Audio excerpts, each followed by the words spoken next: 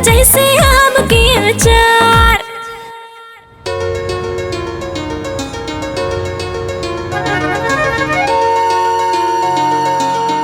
कथिए के लोढ़ा सासू कथिए के थाली हो, कथिए के लोढ़ा सासू कथिए के थाली हो।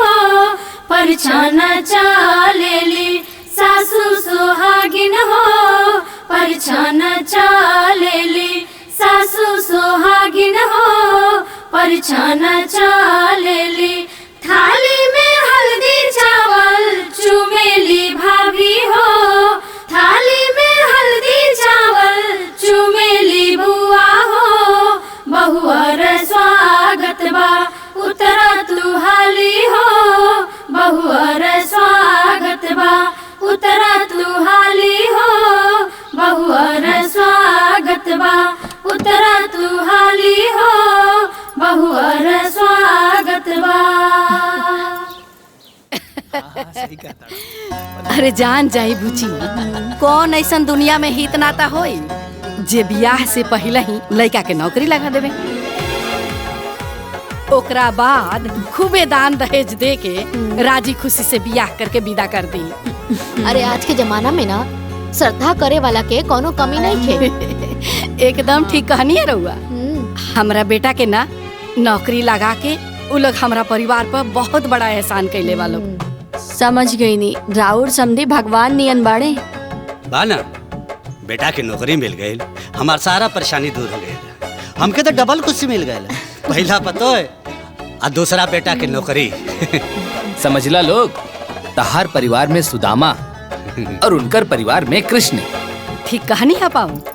जानतनी हमरा बेटा के अंगूरी में 3-3 गो सोना के अंगूठी मिलल बा और गाला में 3-3 गो सोना के चेन और का सामान मिलल बा, हमरा तो नामे नहीं के पता। हाँ, वो समधियाना दामाद बाद में छलकावा और अपन श्रद्धा पूजन करावा।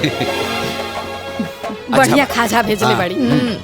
ए रागिनी, आंगन में का होता हो? भाभी के देखे खातिर सब बैठल बा।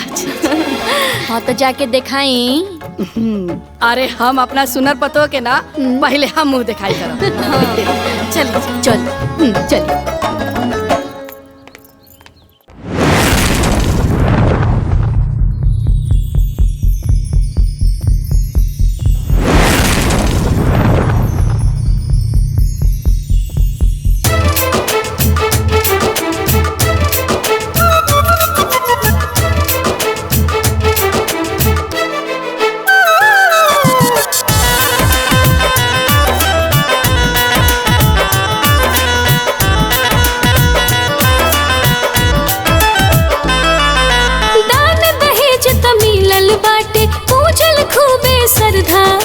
हमरा भाभी के सुंदरता आज उड़वलस गर्दा।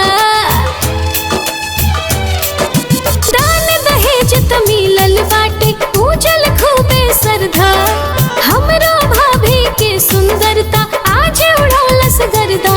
रूपा देखते ही खुश मन मोर हो गइल, ही दुल्हन घूंघटा उठावते, ही दुल्हन घूंघटा उठावते घर अंजोर हो गइल, हे दुल्हन घूंघटा उठावते घर अंजोर हो गइल, हे दुल्हन घूंघटा उठावते।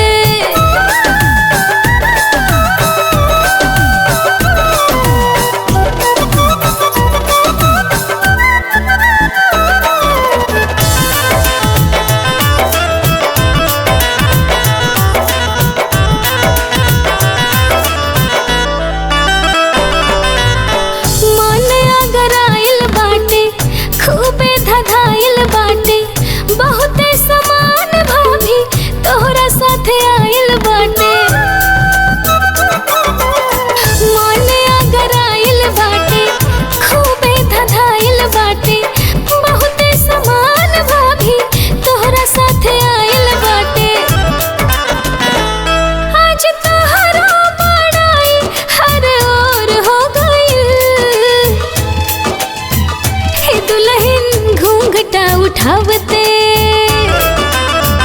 ये दुल्हन घूंघटा उठावते घर अंजोर हो गइल, ये दुल्हन घूंघटा उठावते घर अंजोर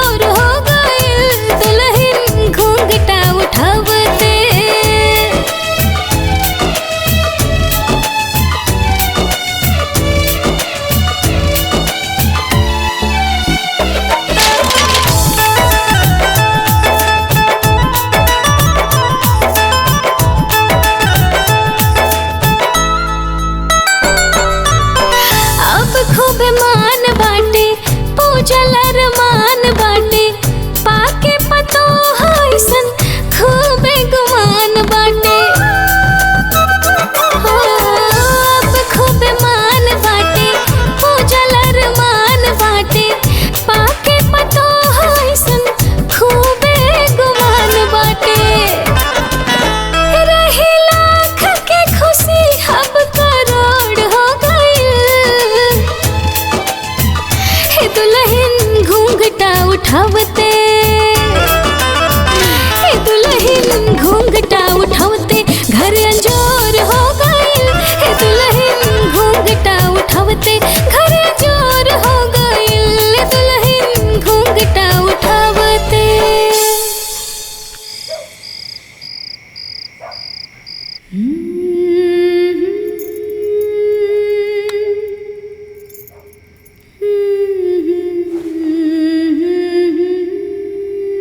दुल्हन जी अरे दुल्हन खाना ना खैलू? खा लीनी अम्मा जी। अच्छा तू खा लेलू तो अभी तक ऐसे ही सब पड़ल बा। हमरा पता बा दुल्हन, जब नया नया आदमी घर में आवेला ना खाए में ऐसे ही लाज लागेला। कबो कबो ना खा ही के ना मन करेला, लेकिन हमरा एकर उपाय पता बा।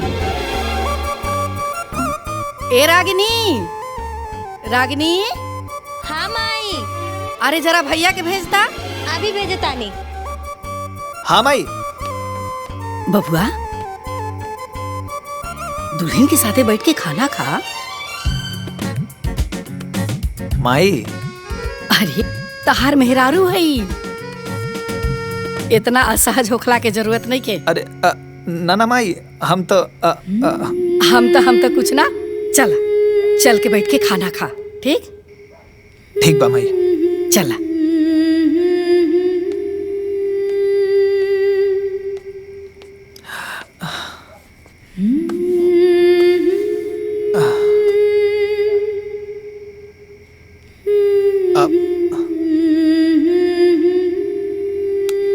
तोहार माई हमार नौकरी लगवा के हमार परिवार के संजीवनी दे देली। हम और हमार परिवार बहुत भाग्यशाली बा तोहरा के पाके।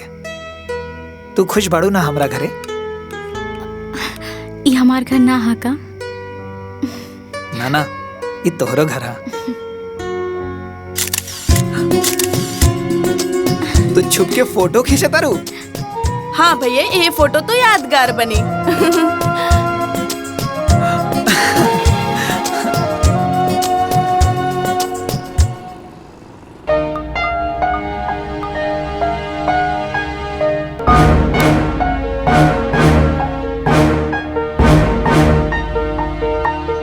प्रणाम मम्मी।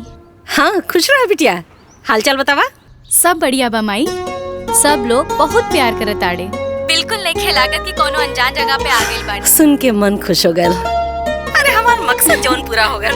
खैर छोड़ा, कुछ भी हो ना फोन जरूर करिहा। ठीक है मम्मी। प्रणाम। खुश रहा, अपन ख्याल रखिया। हाँ माई। ठीक।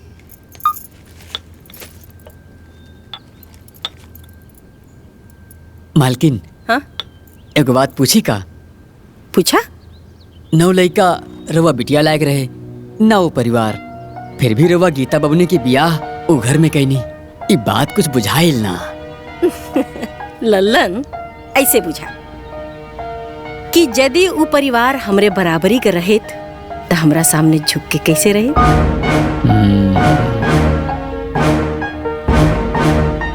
अपना बेटी के सुख के खातिर सबसे पहले हम अपने होखे वाले दामाद का नौकरी लगोनी, फिर अपने बिटिया का ब्याह करनी और एहसान लाद देनी। अब ऊ लड़का वाला हो के भी जीवन भर हमरा सामने झुक के रही हैं और हम लड़की वाला हो के भी जीवन भर उनका सामने तन के रहा। बिटिया के आजादी मिल गई, ससुरे में रह के भी ऊ नैहरे का सुख उठाई। कैसे? जैसे हमार बड़की बिटिया और बड़का दामाद भोगता रहे। अब बुझाई? बड़की बिटिया का जीवन तो बर्बाद कैले रहनी, अब छोटकियों को बर्बाद करे के तैयारी बा। का कहनिया? हम कहाँ कुछ कहनी, रउआ जैसन महाज्ञानी के सामने हम अज्ञानी आदमी भला कुछ कहे के हिम्मत रखा तनी का? और तो कहे के हिम्मत करे नी, कहबो मत करी ना। जब देखा तो भनन भनन भनन बगल में बैठ के बस।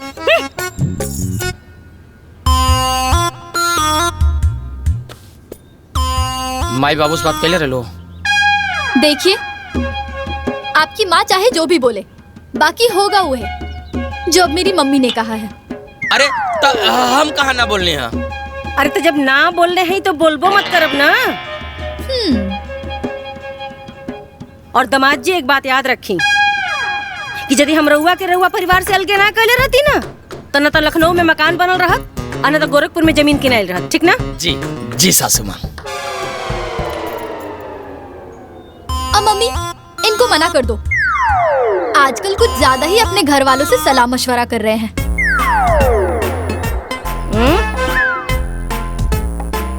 आगे हुई ना ना ना सासू माँ।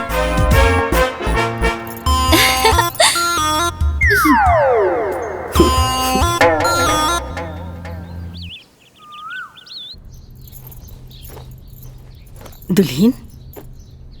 जी मम्मी। फुआ और मौसा जी लोग जाता लोग। अच्छा। ता वहाँ लोग के माड़ो में खिलावे खातिर जो थरिया देहल गई रहे ना, वो कहाँ बा? हमरा के तो मालूम नहीं खे। एक मिनट, हाँ मम्मी से पूछ के बतावा तानी। पूछ के बता दिया। ठीक जी।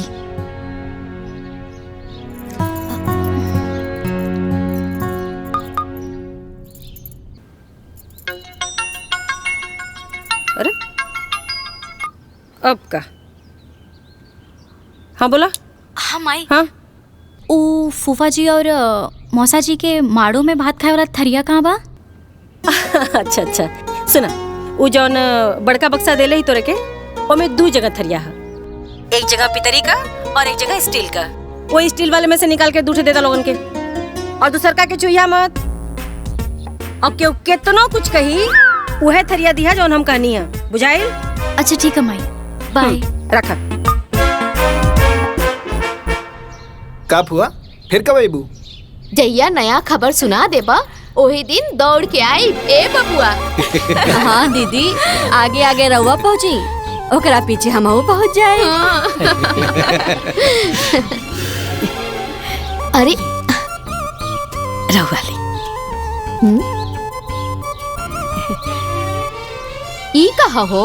अरे वह थरिया है ना जो माड़ो में भात खाए बदे मिलल रहे। अच्छा, स्टील के? अरे यह तो मिलल रहे। का हो? हम तो सुनले रहनी कि दुल्हनिया के मायके वाला बड़ा धनवान पैसा वाला हवन, धनगर हवन। अरे हाँ बुची, एहू में कोनो शक बा? बड़ी धनवान होंगे। ओही से ई स्टील के बर्तन देले हमन सन।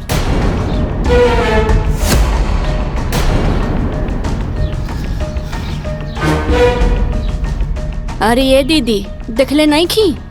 हाथी के दांत दिखावे के कुछ और होला और खाए के कुछ और। सही कहा तारू।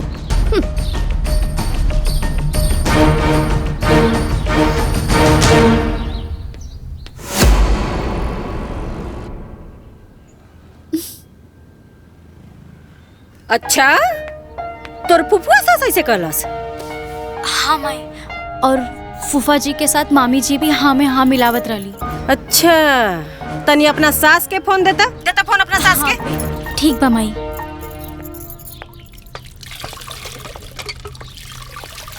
अम्मा जी, हमार माई के फोन है। स्पीकर पे लगा दा। प्रणाम समधिन जी। का है समधिन जी?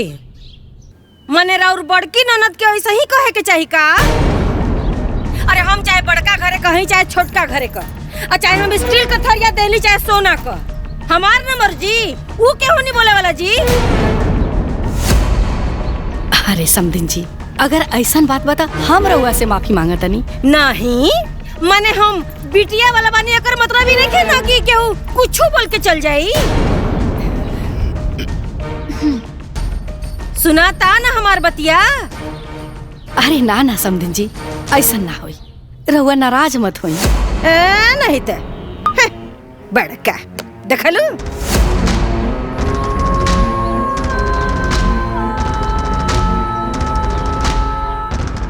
ओह माय गॉड, ये तो बहुत ही गलत बा। जानती हो माँ, एक बार इनकी मौसी जी भी ना मुझे कुछ बोली थी। तुमने तो जो सुनाया सो सुनाया, मैंने तो पूरी इज्जत ही उतार दी थी। तब से इनके घर में कोई मुंह नहीं खोलता है। काजी सही बोले ना? हाँ जी, आप हमेशा से ही सही बोलती हैं। लगाइए। हे भगवान।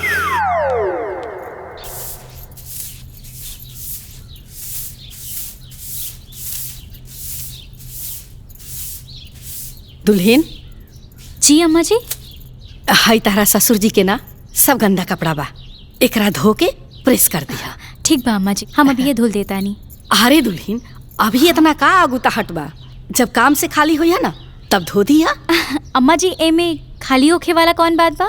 हम अभी ही कपड़ा वॉशिंग मशीन में डाल देब और चालू कर देब, फिर ही कपड़ा अपने आप धुल के सूख जाई। Washing machine? हाँ आई। आई अम्मा जी, ई है वॉशिंग मशीन, एहमे बस कपड़ा डाले के देरी बा, बाकी धुले और सूखे में कोनो देरी नहीं के। अरे दुल्हन, एगो बात कहीं अगर बुरा ना मानता। अरे अम्मा जी ऐसन काहे कहत बानी, कहीं ना। दुल्हन, ई ना ऐसे ही पैक रहे दे तू ना त ठीक रहित। उ कहा ना कि अब अपन रागनी भी सियान हो गई बड़ी, उनको बियाह होगी त ई सब सामान देवही के पड़ी ना। और राजू के तभी नया नया नौकरी लागल बा, सारा सामान खरीदे में बड़ा मुश्किल हुई। ई सब सामान रही त दिया जाई। और हाँ, हमनी के जब हाथ फरहर होई ना त सब सामान खरीदा जाई। तब तक तू हाथे से कपड़ा धोई तू। ठीक बा अम्मा जी, जैसन आपकी मर्जी।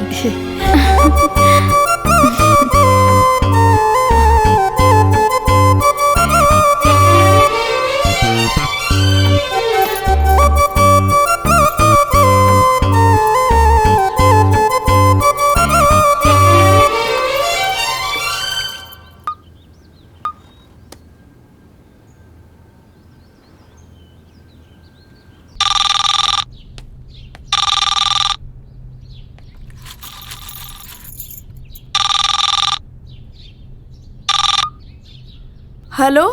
हाँ माँ जी प्रणाम, हम रागनी बोला तानी। खुश रहा। गीता कहाँ बाड़ी और कैसन तू फोन उठोले बाड़ू? उ का है ना भाभी चापाकल पे कपड़ा धोवत बाड़ी, एहे से हम फोन उठा लेनी। हाँ कपड़ा धोवत रही? अतनी उनके पास फोन लेके चला ना, बात करावा तनी।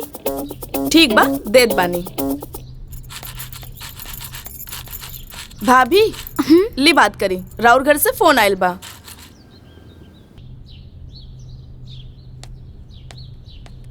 हाँ मम्मी, का हाल बा? ठीक बाड़ू ना? अरे हाल चल के मुंह पिटावे, पहले ही बताओ तय करत का बाड़ी? मम्मी ऊ कहा कि थोड़ा सा कपड़ा रहल, उहे धुलत रहनी। कहे वॉशिंग मशीन का हम शोरूम में प्रदर्शनी लगावे के देले बाड़ी कि तू हाथे से कपड़ा धोता रही? जाके सारा कपड़ा मशीन में डाल। मम्मी कहा कि ओ मम्मी जी के इच्छा है कि वो वॉशिंग मशीन वैसे ही रखल जाए, वो रागिनी बबुनी के शादी में दहेज दियल जाए। का कहलुआ? रागिनी के दहेज? अरे दिमाग खराब आउन करे कि पगलागल बड़ा सरे? कोनो भी सामान में अपने बिटिया के सुख खातिर देले बड़ी, उनकर बिटिया के दहेज देवे खातिर ना। मम्मी जाय देना। देता फोन अपना सास के, हमहू देखता नहीं कि कैसे पतो का सामान देवल जाला एने ओने। हम बाद में अम्मा जी से बात कराई। सुन, ज्यादा देतिया मत बन, बुझाइल ना? अरे तक कपारे पे चढ़ के बंसी बजावे लगिया तब समझ में आई तो रखी पगलेट कहीं का। शुरू में टोका टोकी जरूरी होला, बुझाइल? चल फोन दे अपना सास के, बात करो हमार। प्लीज मम्मी प्लीज, बात यही खत्म कर देना प्लीज। बाद में कोनो बात हुई तो हम बता दे, तब बात कर ली। हाँ प्लीज मम्मी। अच्छा तो ठीक बा, एदा पारी तो हम मान जाता नहीं, लेकिन आगे से ऐसा कुछ भी भइल ना तो बता देता नहीं, हमरा से बुरा क्यों ना होई। बता दिया उन्हें लोग के। ठीक बा मम्मी। रख फोन।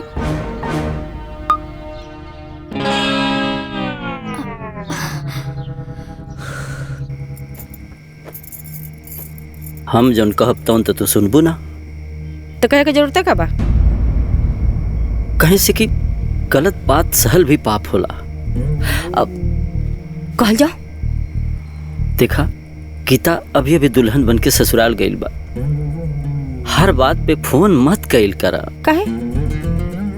कहीं से कि बात बिगड़ भी सकेले। तो डर केकरा के बा? हैं? केकरा के डर बा जी? बियाह कइले बनी होने बेचलन नहीं कि हमारा अधिकार खत्म हो गई। और देखी, बड़की बिटिया दामाद के तन्नी से अपना गाइडलाइन में रखनी तो 2 पैसा का आदमी हो गई, जीवन सेट हो गई। बेटी अपन ससुराल छोड़ देलस, दामाद अपन परिवार छोड़ देलस। का तरक्की भइल बा। का कहनी है? कुछ ना, हम भला कुछ कह सके नी। रउआ ऐसन महाज्ञानी के सामने हम अज्ञानी भला का कह सके नी।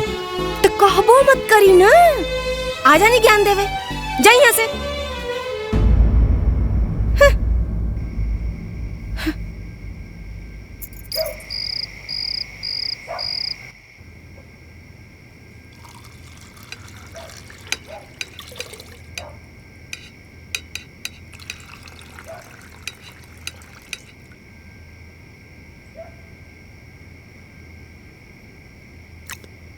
माँ जी। जी दामाद जी। कल हमरा बहन के मंदिर में देखा की बा। तो चाय के चाहत रहनी। ओह माय गॉड, वहाँ उतने सारे लोग हैं ना। आप नहीं जाएंगे तो देखौरी रुक थोड़ी ना जाएगी। चलिए जइए तो का हो जाई। पापा आप चुप रहिए। हाँ, हम तो चुप्पे बनी। रखा इनका के पूंछ बना के।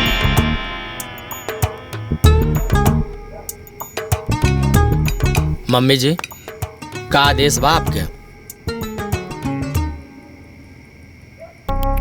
बाहर से बाहर जाए के, देखो कि कह के, और बाहर से बाहर वापस आ जाए के।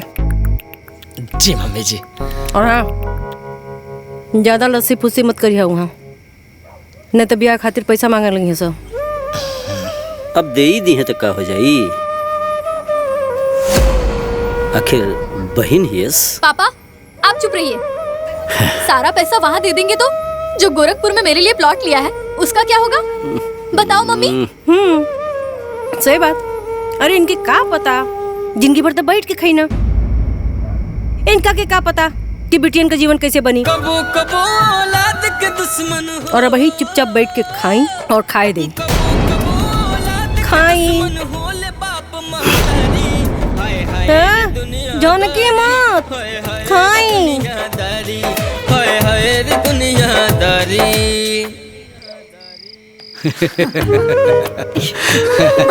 खाना खेले के बाद मिठाई खाए के चाहिए। ओहो भैया के ससुराल वाला। चला चला एक एक उठावा लो। ले आता। अरे लड्डू ले लूं तो पनियो ले आओ। हाँ हाँ ओहो ला दे, पहले लड्डू तो खा ला लोग। अब तो हर शादी ब्याह हो गई, जिम्मेदारी बढ़ गई। हाँ बेटा, अब खर्चा भी बढ़ गई। नौकरी बा ना माई, सब हो जाए। देखा बेटा, सोच समझ के कदम उठैया। तू अकेला कमाए वाला बड़ा और तोहरे माथा बहुत भार बा। पता नहीं कैसे हुई। सब हो जाए बाबूजी। अब भैया कह दे लेना तो समझा सब हो जाई। लेकिन कैसे हुई बेटा? देखा माई, सबसे पहले रागिनी के एक बढ़िया कोचिंग में एडमिशन करावे के बा। काहे कि हम पैसा के अभाव से इंजीनियर ना बन पाऊनी, लेकिन ओकरा के इंजीनियर जरूर बनाईब। ये हमार सपना बा। ओकरा बाद जे हुई ओकरे हिसाब से हुई। ठीक बा बेटा, सब तुम्हारी हाथ में बा। तू ही कमाए वाला बड़ा। चिंता मत करा माई, सब सही हो जाए। ठीक बा बेटा, जा, ढेर रात हो गई बा, जाके सुता। ठीक बा।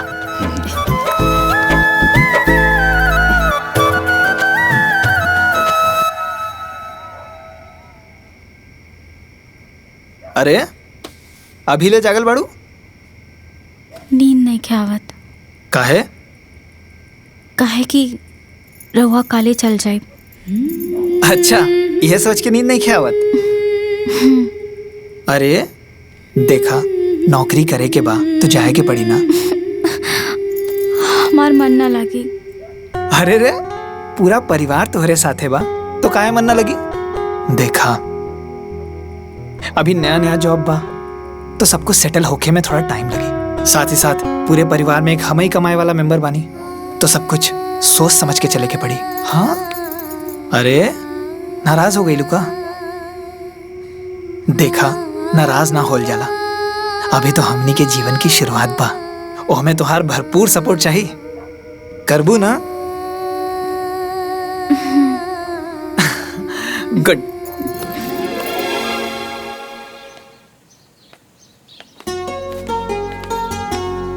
अरे बुचिया, अचरवा कहाँ रख ले रे? यही बैगों में तो बा। अरे कपड़ा में लग जाई तो? अरे बेटा ना लगी, हम प्लास्टिक में बांध के डिब्बा में रख देले बानी, ऐसे ना लगे। अरे बेटा, तोहर माई बहुत होशियार भी है। अच्छा अच्छा ठीक बा, बुरबक के सही। रउआ होशियार बानी ना? खुश? अरे हाँ बबुआ, सतुआ भी बांध के रख देले बानी, भुजना भी बांध देले बानी जी, और पूरी भुजिया भी बना देले बानी। तू पहले पूरी भुजिया खा लिया, नहीं तो खराब हो जाई ना। ठीक बा माई, अब जाएं? हाँ। खुश रहा, अपन ख्याल रखिया। आयजा के चिंता बिल्कुल मत करिया, हमनी के बानी ना। खुश रह बेटा, बेटा बढ़िया से रहिया। ठीक बा बाबूजी। प्रणाम भैया। ठीक से पढ़िया। हाँ,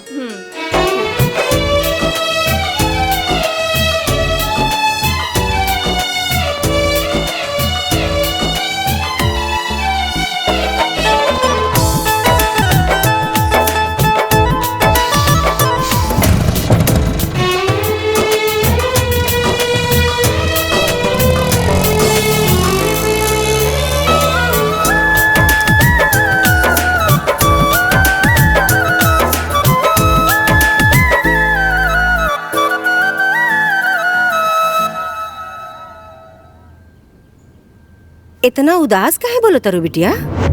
ना मम्मी, हम उदास नहीं की। अरे बचपन से पाल पोस के बड़ के ले बनी, अब हम ही ना जानब कि तू कब खुश बाड़ू और कब उदास बाड़ू। ना मम्मी, ऐसा कोनो बात नहीं खे। कहा कि वो जॉब पे चल गए ना, यही से हमार मन थोड़ा सा उदास हो गइल बा। का? दामाद जी, मने दामाद जी तोरा के छोड़ के जॉब पर चल गई ना? हाँ, अच्छा अच्छा, परेशान मत हो का। हाँ, तू अपन ख्याल रखा, हम फोन करब थोड़ी देर में। ओके मम्मी। ओह माय गॉड, मेरी बहन अकेले कैसे रह रही होगी? उसको कितना बोर फील हो रहा होगा ना। अरे होखबे करी, और फिर उनका हिम्मत कैसे पड़ गई हमरे बिटिया के अकेले छोड़ के शहर जाए का? बताओ मम्मी, मैं तो इनके बिना एक मिनट भी नहीं रह पाती हूँ। वो कैसे रह रही होगी? सही बात, सासू जी साड़ू भाई ठीक नहीं खेगा।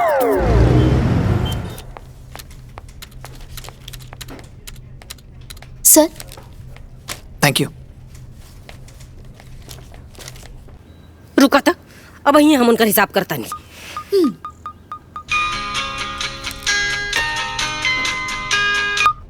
प्रणाम सासू माँ। बताई दामाद जी, मतलब दामाद जी, हमारे बिटिया के अकेले छोड़ के चल रही नहीं घरे। बताई ना, हमारी बिटिया अकेले हो गई ना। ना ना सासू माँ, गीता अकेले थोड़े ना बाड़ी, पूरा परिवार उनकर साथे बा। क्या मेहमान जी, परिवार पति की बराबरी थोड़ी ना करेगा जी। ये आप कैसी बात कर रहे हैं जी? मैं तो इनके बिना एक मिनट भी नहीं रह पाती हूँ। अरे साढ़ू भाई, हमार साली साहब अकेले बैड न फील करत हो ही। बताओ ना माँ, गीता बहुत उदास थी क्या? रो रही थी क्या?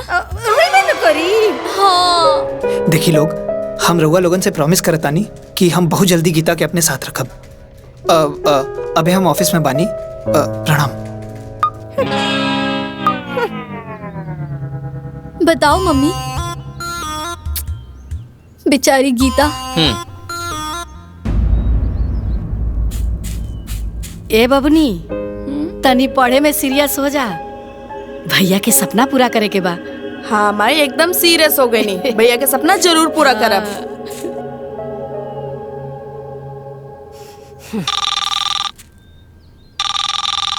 माई भैया के सास के फोन आइला। हाँ स्पीकर पर लगा। का समधिन जी, माने कि इहो कोनो बात होला जी? आय हमार नई नवेली बिटिया गइल है आ ओकरा के अकेले छोड़ के दामाद जी शहर चल गई ना। अरे ना समधिन जी, पूरा परिवार तो भरल बा, उनके साथे बानी जा हमनी के, अकेले थोड़े बाड़े। बताओ मम्मी, गीता को कितना अकेला फील हो रहा होगा। उसको तो भग भग रुलाई आ रहा होगा। अरे उतर होखी। हाँ अरे समधिन जी, ऐसा कोनो बात नहीं खे, वही बहुते खुश बाड़ी। समधन जी, हम राजू का पापा बोलता ने, आप लोग ही तो गली तो आप लोगों से का छुपाव के है? हाँ। एक अकेला राजू परिवार में कमाए वाला, 1000 गो खर्चा, नया नया नौकरी लगल बा, तो सब देखे के बा ना।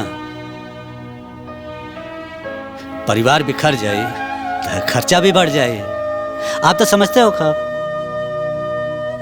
वैसे भी आप लोग का बहुत एहसान बा हमनी पर, ये एहसान हमनी का कब्बो भुलाल ना जाए।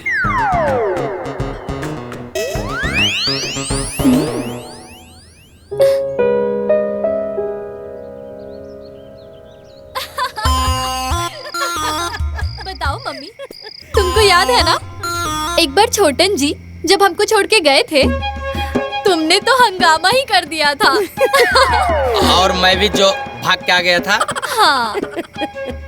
ओह माय गॉड, बाकी गीता कैसे रहती होगी? वो जंगल में ना, अपना ससुराल में बिया। और तू लोग बार बार बोल के ओकरा जीवन में आग मत लगावा। बताओ मम्मी, पापा को क्या मालूम कि उसकी भी अपनी पर्सनल खुशी होती होगी ना। हाँ सासू माँ, फैमिली थोड़ी ना हैप्पी देगा उसको। हाँ माँ है हम, हमरा के न पता बा कि औलाद का दर्द का होला, इनका के का पता।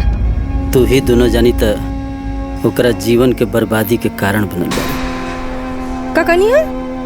कुछ ना, हम कहाँ कुछ कहनी है। तू दोनों महाज्ञानी के सामने हम अज्ञानी के कुछ बोले के हिम्मत बा? तो हिम्मत करबो मत करब।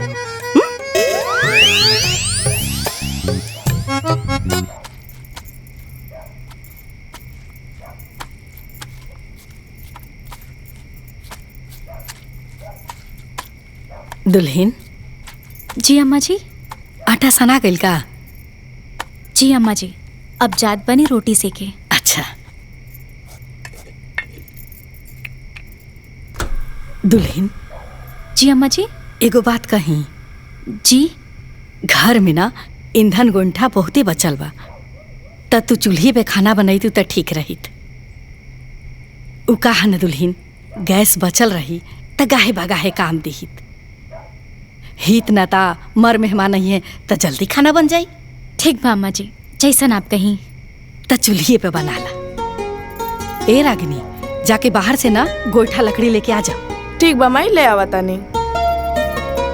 दुल्हन सब्जी कटा गई, ठीक ना? ला सब्जी बना दिया।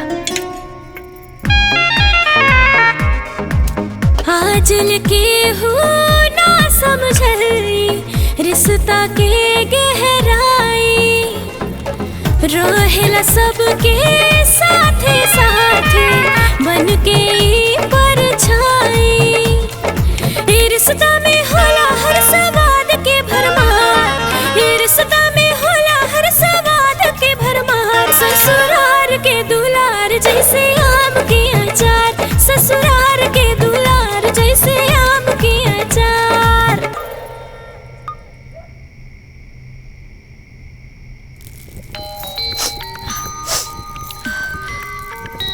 मम्मी। हाँ मम्मी। हेलो बिटिया, कैसे बाड़ू? का करता रू? हाँ ठीक बानी मम्मी, अभी तक खाना बनावत बानी। ए तू खाना बनावता रू तो सुसुकत कैसे बाड़ू? ए कोनो कुछ कहता नहीं जाना? अरे ना मम्मी, केहू कुछ ना कहलस। वो कहा कि आँखें में धुआं चल गई ना, त आँख और नाक से पानी निकले लगल। अरे मने की गैस चूल्हा पर कैया से धुआं लगा लगल रे? अरे ना मम्मी, गैस चूल्हा पे ना, वो मिट्टी के चूल्हा पे खाना बनावत बनी ना, यही से धुआं निकला। का कहलू? मिट्टी के चूल्हा पर खाना बनावता रू? कौन करा घरे में गैस चूल्हा भी नहीं खेका रे? अरे मम्मी, ऐसन कोनो बात नहीं खे। ओ मम्मी जी कहत रही ना कि गैस बचल रही तो केहू केहू अचानक से मेहमान आई और गाहे बगाहे में काम आ जाई। उहे खातिर मिट्टी के चूल्हा पे खाना बनावत बानी। अच्छा, ये बात अब समझ में आई कि इन्होंने तो धन से ना मन से दलितर बाड़ा सा। बतावा हो, इनके बेटा का हम नौकरी लगौली, दहेज में भर भर के सामान देली, पैसा रुपया से घर भर देली, तब वही हाल बा। गैस बचावल जाता। तनी ऐसन कर, बात करो अपने सास से। अब पानी कपाल के ऊपर जा रहल बा, बात करो अपने सास से। था पूछे तानी कि पतो के संगे कैसे रहल जाला, बात करो। मम्मी जाए दा ना, धीरे धीरे सब ठीक हो जाए। जाए ना दा, बात करो हमार उनसे, नहीं तो तोर जिंदगी बर्बाद हो जाई और हम बता देता नहीं बड़ी पछते भी तय। बेटी के परिवार में इतना दखल अंदाजी ना करे के चाहिए, ओकर जीवन खराब हो सकेला। आगे नहीं ज्ञान देवे, बोलौनी है रुआ के हम जब देखा तक ज्ञान देवे पहुंचावनी है। जाइए यहाँ से, दिमाग मत खराब करी। ऐ बात सुन, ते पहले बात कराओ हमार।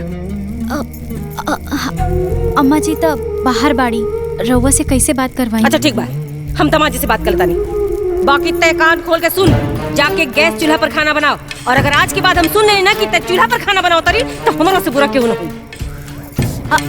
हेलो,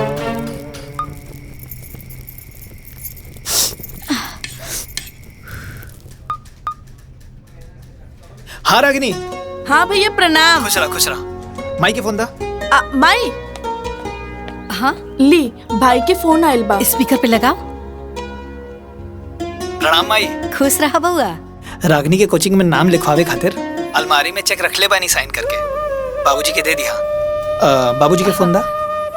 भाऊजी ऐसे बने ले बतियाओ। प्रणाम बाबूजी। बेटा वो रागिनी का तलिक बड़ा महंगा कोचिंग है।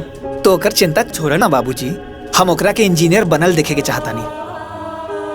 बिहान जाके एडमिशन करा दिया। बेटा हमके कुछ बुझाइबे ना करी, वहाँ जाके का कर। तू बस रागिनी के साथे जी, हाँ बाकी सब काम कर लिए। ओके सब पता बा। रागिनी के फोन दा। हाँ ला। हाँ भैया। अलमारी में चेक रख ले बानी साइन करके, साथ ले ले जी। हाँ बाकी सब बाबूजी के अकाउंट में जो पैसा डलले बानी ओकर इंस्टॉलमेंट से पूरा हो जाए। जी भैया प्रणाम। खुश रहा, खुश रहा।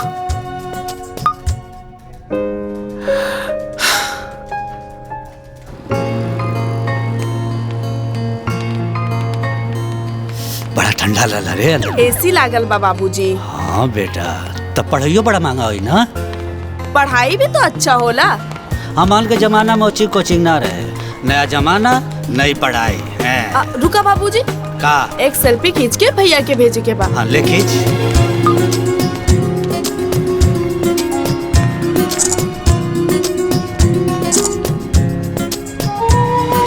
बहुत बढ़िया है, हो गए, भेज दिया। अंटार्कटिका पृथ्वी की सबसे ठंडी जगह। इससे ठंडी जगह। ओह माय गॉड मम्मी, तुमको मालूम है मेहमान जी ने क्या स्टेटस लगाया है? का?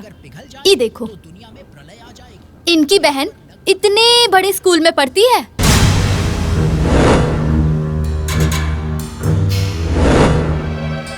इतने बड़े स्कूल में तो कभी तुमने भी मुझे नहीं पढ़ाया।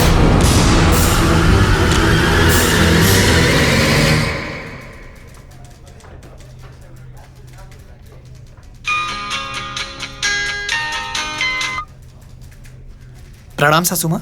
खुश रहा बाबू। हमरा बिटिया के कहिया अपने साथे लिया होता नी? बहुत जल्दी सासू माँ। ठीक बा, हमहू देखा तानी कि आपका वो जल्दी वाला दिन कितना जल्दी आता। जी।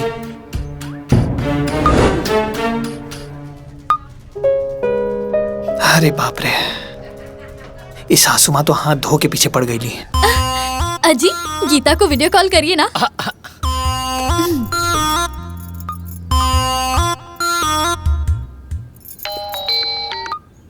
हाय, ये देख गीता, ये चूड़ी, ये बिंदी, ये लिपस्टिक और ये ज्वेलरी। ये सब साड़ी का मैचिंग है। और ये देखा दीदी, ये सब हमार है। ये चूड़ी, ये बिंदी, ये लिपस्टिक, ये ज्वेलरी सेट और ये साड़ी। अरे गीता, ये तो वही साड़ी है ना जो हमने पसंद किया था? हाँ दीदी, तुमको पता है जब सज सवर के चलनी से अपने चांद को देखोगी ना, बहुत अच्छा लगेगा। मैं तो छोटन जी के साथ सेल्फी भी निकालूंगी और उसको अपलोड भी करूंगी, देखना बहुत लाइक्स जाएगा। अच्छा गीता, करवा चौथ में मेहमान जी तो आ रहे हैं ना? ना दीदी। ओह माय गॉड, तो तुम चांद कैसे देखोगी? वीडियो कॉल पे देख ले ना दीदी। वीडियो कॉल पर? क्या गीता, बिना मेहमान जी के सेल्फी अपलोड करोगी? कैसा लगेगा? लाइक नहीं मिलेगा। तो अब क्या करे दीदी? उनको बुलाओ, कैसे भी करके उनको बुलाओ, नहीं तो मजा नहीं आएगा। अरे साली जी देखी ना, हम तोरे सिस्टर के 1 मिनट में अकेली छोड़े ली का। साड़ू के दबाव दी, बार बार दबाव दी, और सुना ओकरे बाद ना प्यार से बुला ली। हाँ बुला ले। हाँ ओके ठीक है, बाय बाय।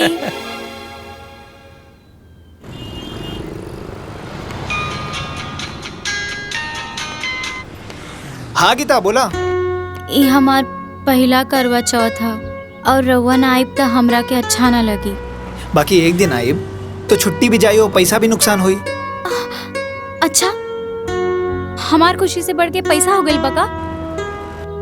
और हम कौन पिकनिक मनावे खातिर बुलावतानी? हम तो बस पति पत्नी के पूजा में शामिल होके खातिर बुलावतानी। अरे यार प्लीज आए ना, प्लीज। अच्छा भले आप मैरिज डे पे मत आइब, लेकिन करवा चौथ पे आवे के बाद प्लीज मना मत करी, प्लीज आए ना, प्लीज प्लीज। अच्छा ठीक बा बता। Thank you. ठीक।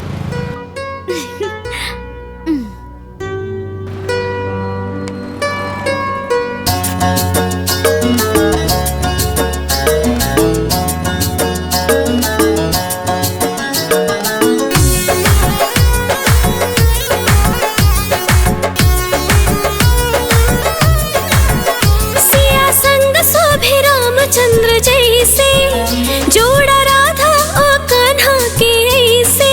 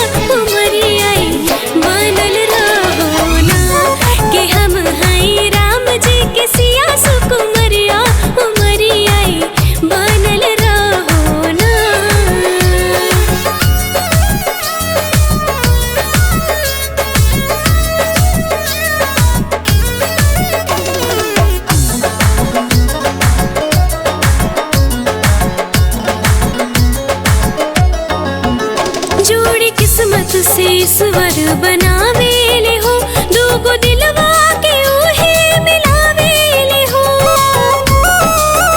जोड़ी किस्मत से ईश्वर बनावेले हो, दूगो दिलवा के उहे मिलावेले हो। शौक सिंगार रच रच सजावली, करवा चौथ के परबिया उठवली हो रामा। के कबो नहीं जिंदगी में आवे अंधरिया, हजरिया उगल रहो ना। के हम हैं राम जी के सिया सुकुमरिया, उमरिया बनल रहो ना। के हम हैं राम जी के सिया सुकुमरिया, उमरिया बनल रहो ना।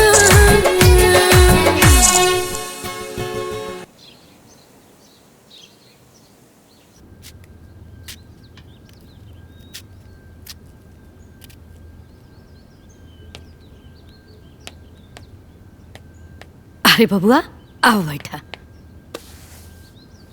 कितना दुबरा गईला दुल्हन। जी अम्मा जी। एक गिलास दूध लेके आवता। लावतानी। है भला बताओता कितना दुबरा गईल बड़ा। अरे का बनावेला का खाला। नौकरी करे के बाद देह में शक्ति ना रही त काम कैसे होई। अरे ठीक तो बानी हम, बाकी शरीर का वजन भी ठीक बा। लीजिए पिया। राजू जी बाबूजी। हम सोचा तानी कि बहू के अपने साथे शहर ले जा। टाइम टू टाइम खाना खात होगा, अकेले रहला में दिक्कत होला बेटा। ना ना बाबूजी, हमके कौनो दिक्कत नहीं है। अरे कैसे दिक्कत नहीं है, हमनी से बेसी तू जानता रहा।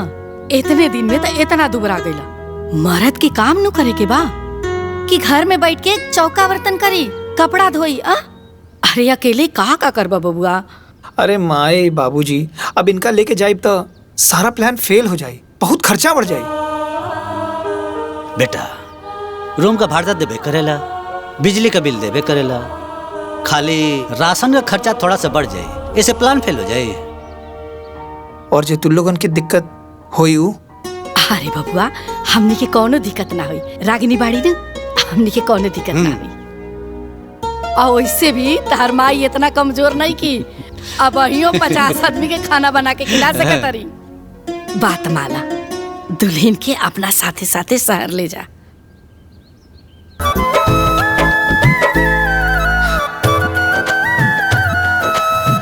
ठीक बा।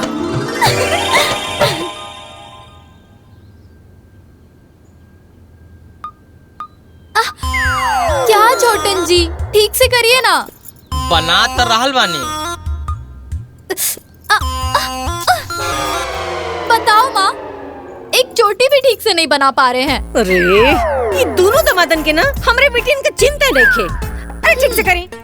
चलिए हटिए यहाँ से, हटिए। मूड खराब कर दिया।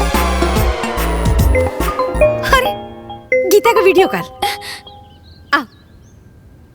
प्रणाम मम्मी। हाँ बिटिया खुश रहा। मम्मी हम शहर आ गए और रउआ के दामाद हमरा के साथे लेके आ गई। हाय भगवान। हम आई। आज हमार तपस्या पूरी हो गई। हमार बिटिया जाल से निकल के आजादी की हवा में आ गई। मम्मी ये देखी हमार शहर के घर। हाँ दिखा दिखा। ये देखी मम्मी, यह बेडरूम और यह ड्राइंग रूम, ई बैठे के जगह और यह किचन।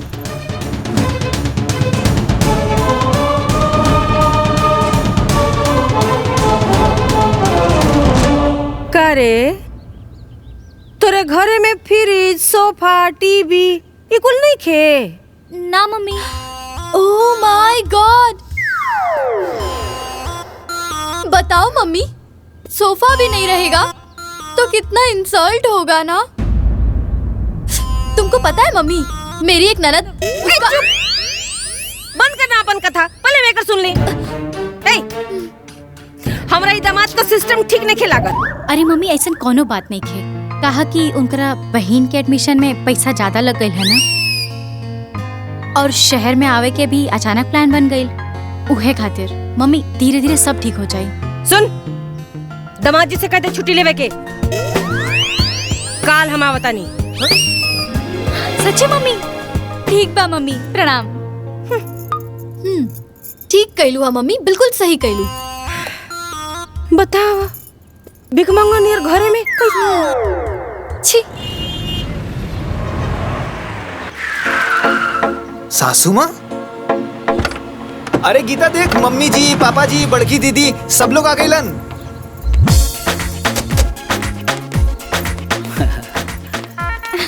मम्मी। अरे बेटा खुश रह। प्रणाम बाबू। सब लोग ठीक बा ना? अच्छा लगल तो देख के। जी चल। पापा। अरे हमारा खुश रह बेटा, सदा सुहागन रह। ठीक बड़ा दीदी। सब बढ़िया बा। और साड़ू भाई? ओह माय सब गॉड। बढ़िया बढ़िया। का गीता, तुम इतनी दुबली कैसे हो गई? कुछ भी दे दो। भैया लोग सारा सामान लेके अंदर आवा। हम बताओ तानी कि कौन चीज कहाँ रखे के बा। लेवा लेवा। ठीक बा, उतारे तानी। कब्बो खट्टा मीठा चल। कब्बो लागेला झरहार, कब्बो खट्टा मीठा कब्बो लागेला झरहार, ससुराल के दुलार जैसे धीरे धीरे सारा सामान उठा लिया लोग, अपने हिसाब से हम रखवा ले। दुलार जैसे आम की अचार। मम्मी आई बैठी, सब रखा जाए। नहीं बिटिया, सारा सामान हम अपना हाथे व्यवस्थित करब। हमार बिटिया का घर इतना खाली खाली ई हमरा के मंजूर नहीं खे। सासू उहाँ माँ? रखा, हाँ? ये सब सामान? रउआ चिंता मत करी बेटा, सारा सामान इंस्टॉलमेंट पर बा। धीरे धीरे राउर तनख्वाह में से कटत जाए, ठीक है? ओह माय गॉड। बताइए मेहमान जी, अगर गीता का घर स्टैंडर्ड नहीं दिखेगा तो कितना इंसल्ट होगा ना। बेटा घर में सब लोग ठीक बा ना? हाँ हाँ सब लोग ठीक बा बाबूजी। हम चाय बना के लेके आवतानी। ठीक बा। गीता। अरे दीदी तू यहाँ, हम चाय बना के लेके आवत रानी है ना? वो क्या है ना गीता कि मुझे तुमसे बहुत जरूरी बात करनी है, इसीलिए यहाँ आ गई। क्या बात है दीदी, बोला ना। देख बहन, यहाँ ना इस सास वास की टेंशन मत पालना, नहीं तो बहुत प्रॉब्लम हो जाएगी। मुझे देखो, मैं किसी से कोई मतलब नहीं रखती हूँ। देखो कैसे टेंशन फ्री हूँ। है ना? तो गीता। हाँ हाँ हाँ बन गई, लेके आवतानी। साढ़ू भाई आपन घर कब बनवा तड़ा हो? आपन घर तो गांव में है ना। क्या मेहमान जी, ये भी कोनो बात है? अबे बात में कौन खराबी बा? अब दामाद जी आप हमारी बात सुनी। अब ना रउआ अपने घर के चक्कर में पड़ी। देखी छोटन जी के लखनऊ में घर बन गया। ओह माय गॉड। क्या मम्मी, मेहमान जी को पूरी बात तो बताओ। इनको ये भी तो बताओ कि मेरे नाम से गोरखपुर में जमीन भी लिया है। अब यहाँ के अपन हित हो गए बनी, धीरे धीरे सब पता चलिए न जाई। बाकी साड़ू भाई लखनऊ वाले मकान के गृह प्रवेश करब, तोरा के बुलाए। और सुना, साली जी के लेके आवे के पड़ी। जी हम जरूर आई। बिटिया अब तू कोनो बात के चिंता मत करिया। अब तू हमरा लगे आगल बढ़ू ना, अब हमेशा हमार नजर तोरा पर रही। मम्मी हम सब ठीक कर दे। अब यहाँ से चले के चाहिए। भेंट मुलाकात तो सबसे हो ही गई, अब दामाद जी के काम भी तो हुई बहुत। जी बाबूजी। अच्छा चलिए।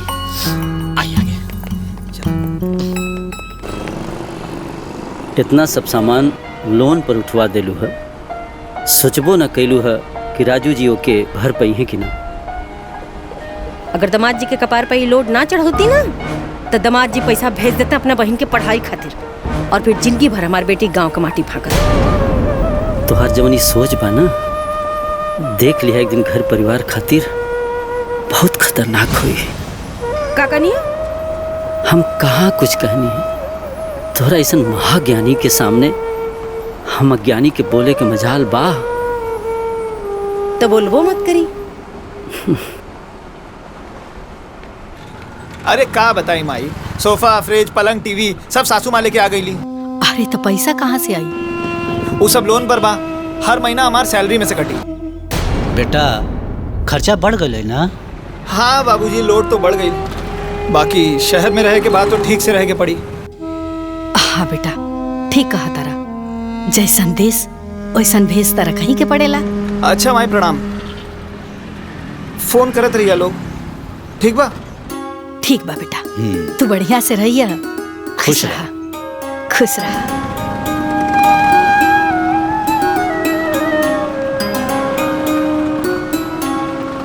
लड़का खर्चा और बढ़ा देना सर। उन्हन के ऐसा करे के चाहे। गलत परिवार में शादी हो गई सरवा, पूरा परिवार मतलबी बा। अरे अब तो बियाह हो गई, अब इसे सोचला में कोनो फायदा बची? तो औरत का समझ चाहिए ना है? एक आदमी के ऊपर पहले ही से इतना बोझ रहा, एक और बोझ डलवा देला। ए जी, कम से कम वो दोनों खुश तो बड़ा सना। हमनी के का चाहिए? उन्हीं के खुशी बस।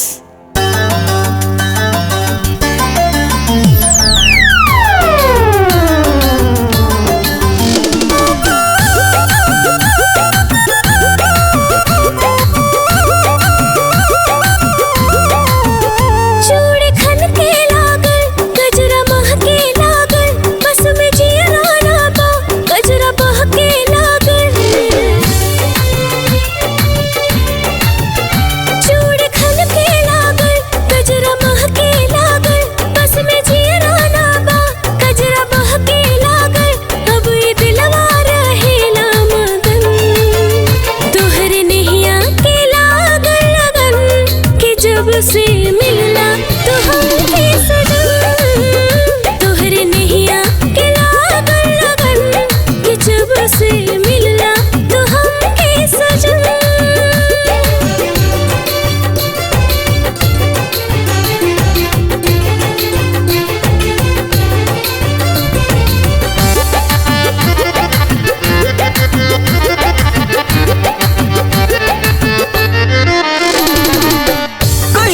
जादू कोइल गुजरिया हर घड़ी खोजल तो के नजरिया। मन मंदिर में कहीं बस गइला, मन के धड़कन हमरो सावरिया। दूर अब ना रहला एको चांद, जब से मिललू तू हमके सनम। तोहरे नैया के लागल लगन कि जब से मिलना तो हमके सजन।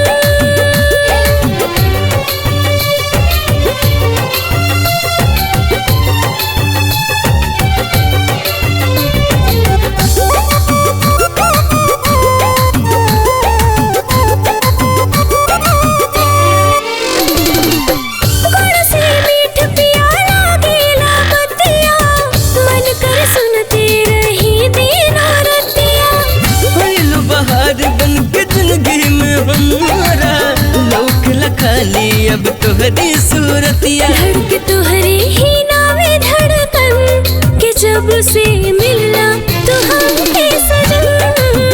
अब ये दिलवा रहेला मगन कि जब से मिललू तू हमके सनम।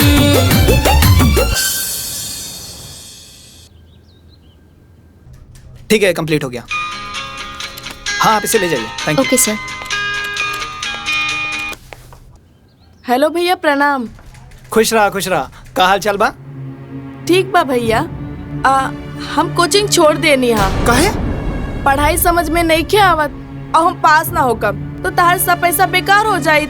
जा रे पगली, जब तहीं भागे लगले तो हम काही कहीं पढ़े के तोहरा बाना ते हमार सारा सपना तूर देले। माई के फोन दे। हाँ बेटा, हम घर आवता नहीं माई। अच्छा, अकेले आवतारा की दुल्हनो आ रहल बड़ी? अकेले। का बात बा बेटा, अचानक? तू चिंता मत करा माई, हम आइब तो सब बताइब। ठीक बा बेटा। ठीक बा, प्रणाम।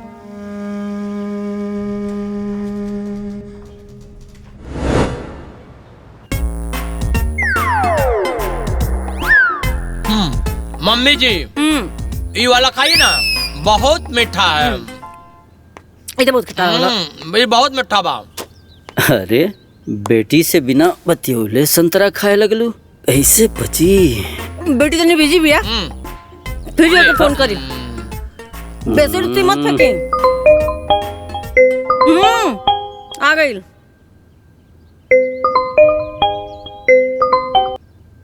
हाँ मम्मी हो गई का बोला। हाँ बिटिया कहाँ बिजी रहलू है इतना देर? मम्मी वो बिछावन तकिया सब सेट करत रहनी है। अच्छा काहे कि हमार ससुराल से सास ससुर सब आवे वाला बाड़े ना। हैं? हाँ मम्मी। कोरे हमर दम दम पगला गइल बका रे। ओकरा के हम जौना जाल में से निकालल चाहता नी बार बार वही जाल में जाके फसल चाहता। सासू जी अब वो प्राइवेसी खत्म हो जाए नो। अरे बेटा तो तोरे नियर दिमागदार नहीं खे ना बाबू, बकलोल गोबर बा गोबर। ओह माय गॉड, बताओ मम्मी गीता कैसे रहेगी? तुमको मालूम है मम्मी, मेरे और इनके बीच में कोई आता है ना तो मुझे बहुत खराब लगता है। तो जाके जंगल में रहा, यहाँ कह रहा तारू। अरे रउआ चुप रही। बताओ बिटिया, यहाँ हम अपना बिटिया खातिर परेशान बाड़ी और वहाँ तोर मरद अपना माई बाबू खातिर परेशान बा। बात कराओ तो बात कराओ। ओ मम्मी उ त यहाँ नहीं खे, उ त गावे चल गइल बाड़े सबके लावे खातिर। गावे? हाँ मम्मी। कट कट अब। ना बेटा, हमनी का तोरे साथे शहर ना जा पाल जाई। समस्या का बा बाबूजी? देखा बेटा, एक तो तारा ऊपर ऐसा ही खर्चा बढ़ल बा, हमनी के जाइब जाता खर्चा और बढ़ जाई और तू परेशान हो जीबा। अरे बस खाना का खर्चा बढ़ी माई, बाकी का खर्चा उहे होई जे लागत बा। रागिनी, रागिनी जी। ये क्या? नमस्ते सर। नमस्ते, कहिए। सर मैं कोचिंग से आया हूँ, ये चेक रिटर्न करना था मुझे। Thank you. सर एक बात पूछ सकता हूँ आपसे? जी पूछिए। सर आप देखने में काफी पढ़े लिखे लगते हैं, तो फिर आपने अपनी बहन की कोचिंग क्यों बंद करवा दी? वो पढ़ती ही कहाँ थी? नहीं सर, वो तो पढ़ने में हमारे क्लास की सबसे नंबर 1 स्टूडेंट है और बहुत ही ब्रिलियंट लड़की है सर। ठीक है आप जाइए। नमस्ते। नमस्ते सर। रागिनी, रागिनी। हाँ भैया। एक बात बतावा। क्या बताई भैया? तू कोचिंग काहे छोड़ ले? भैया वो कोचिंग काहे छोड़ ले? कुछ समझ में नहीं क्या आवत, तो क्या करती? झूठ बोल बे। ओकरे पे काहे चिल्लाता रहा? सच्चाई हम बतावता ने। समधिन जी, हम अपने दामाद को नौकरी अपने बेटी के सुख के खातिर लगोले बाड़ी, रउआ के बेटी के इंजीनियर बनाओ खातिर ना। और एक बात बता दी कि अगर हमरा नौकरी लगवावे आवेला तो नौकरी छुड़वावे भी आवेला। फिर बनाओ तेरे अपना बेटिया के डॉक्टर इंजीनियर। तू इतना सुन के भी चुप हो गई लू? हम का करती बेटा, उतारा के नौकरी लगोले बड़ी और नौकरी कितना मुश्किल से मिलल बा। तो के हमरा पे भरोसा बा ना? हाँ बेटा। वो बबीता देवी हमरा के खरीद ले नहीं खे। रुक माई, फोन लगाता नहीं। ला माई, उनका औकात बतावा। दामाद जी के फोन। हेलो बबीता देवी, हम दामाद जी ना, तारा दामाद जी के माई बोला तानी। समधिन जी, पता बा ना केकरा से बात करता नहीं? अरे चुप ना समझ मूर्ख औरत। ते हमरा चुप्पी के हमर कमजोरी समझ ले रहीस ना, लेकिन अब ना। ए सुलेमान देवी, तोहरे इतनी हिम्मत कि तू हमरा से ऊंची आवाज में बात करता रू? राउर कौन अधिकार बा हमार परिवार में दखल देवे के? अपना बेटी के खुशी का ख्याल रखल हमार काम बा। एको बेटा होके के नाते, एको भाई होके के नाते सब लोगों की खुशी का ख्याल रखल हमार काम हो। ए दामाद जी, आज लेके वो हमरा से इतना ऊंची आवाज में बात ना कैलस। ए सासू माँ, ऐसा घटिया हरकत आज तक हमार परिवार के साथ केहू न कैलस। अगर हमके पहले पता रहित कि राउर सोच इतना नीच बा तो हम ये ब्याह ही ना करती। तोहर इतनी हिम्मत कि तू हमरा के नीच कहला, घटिया कहला। अरे हमरे चलते आज इज्जतदार बनला सा, हम ही नौकरी लगोली और हम ही से गर्मी। अरे लात मारता नहीं ऐसा नौकरी के, भाड़ में जाए ऐसा नौकरी और भाड़ में जाए ऐसा ससुरारी। इतना गर्मी उतारेब, तोहरो गर्मी उतारेब। 1 मिनट हमरा के पहले हमरा बेटी से कॉन्फ्रेंस कॉल पे बात करे दे। 1 मिनट बता नहीं।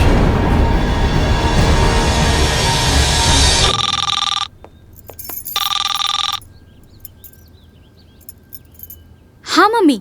गीता गाड़ी भेज रहल बानी, घर छोड़ और यहाँ आ। गीता अगर घर से निकल लूं ना तो ठीक ना हुई। सुना था कि ना, गाड़ी भेज रहल बानी, निकल वहाँ से। ना गीता।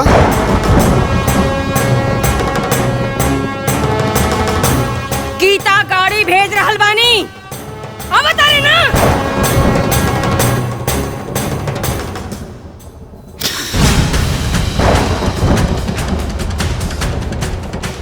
हाँ मम्मी।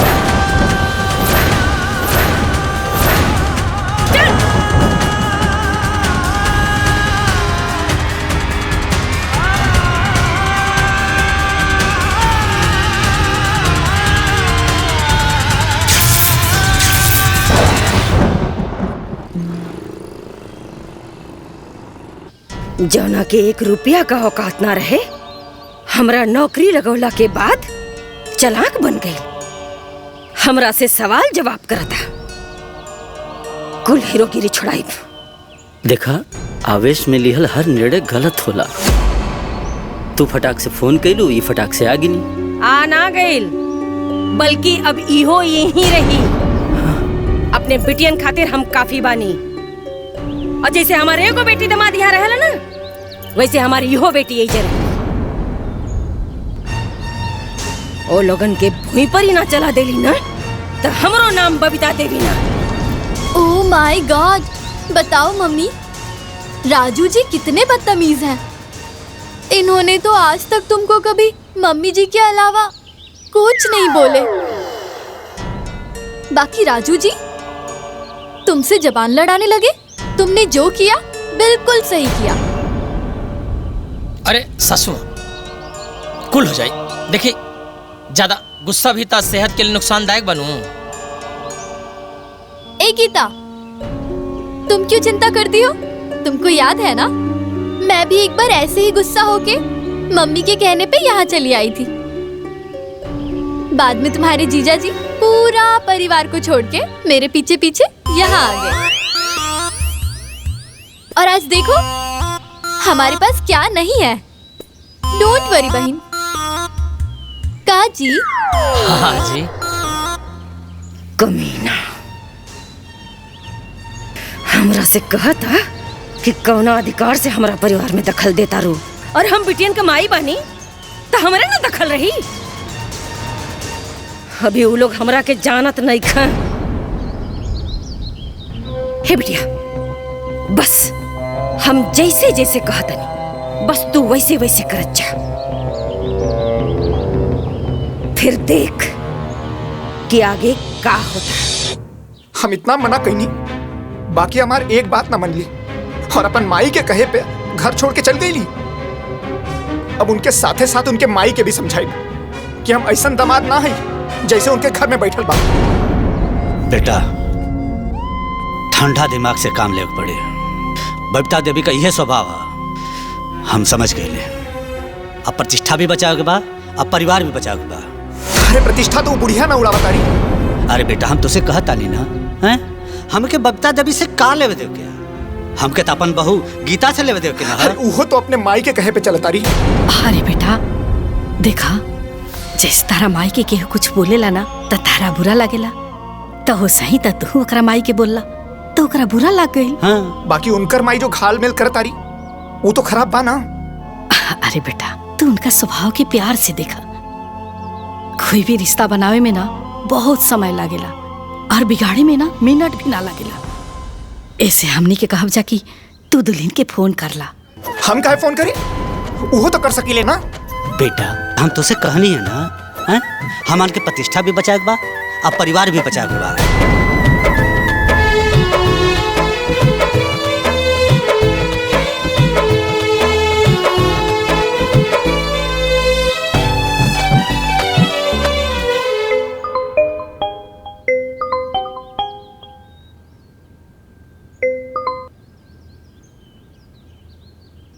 हाँ बोली। देखा गीता, खीस पीट में जौन भैल तौन भैल, अब घरे आ जा। हमार मम्मी जौन कहिए हम उहे करब। हमार माई से पूछ ली। एमे तो हर माई से कहे पूछे के पड़ी। तू हमार पत्नी हो ना? और ऊ हमार मम्मी है। एकर मतलब तो हर माई जौन कहीं तौन हुई। का भैल? तू बोलत काहे नहीं खो? का बोली? हम कहनी ना हमार मम्मी से पूछ ला। गीता, तो हर जीवन हमरा से जुड़ल बा। बीच में अपन माई के मत लेके आवा। हमनी के अपने विवेक से सोचे के बा।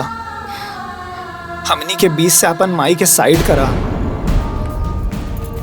ए, तू हमरे बिटिया के भड़कावत आ रहा? आगे ला ना औकात में। हमरा से बेहतर हमरा बिटिया के केहू नहीं के जान सकत, बुझाई? और कान खोल के सुन, अगर हमरा बिटिया के साथ रहे के बा तो तोरा के भी हमरे बड़की बिटिया और दामाद जैसा अपन परिवार छोड़ के रहे के पड़ी। बस ए सासुमा, ई कतई संभव नहीं है। रख फोन, रख।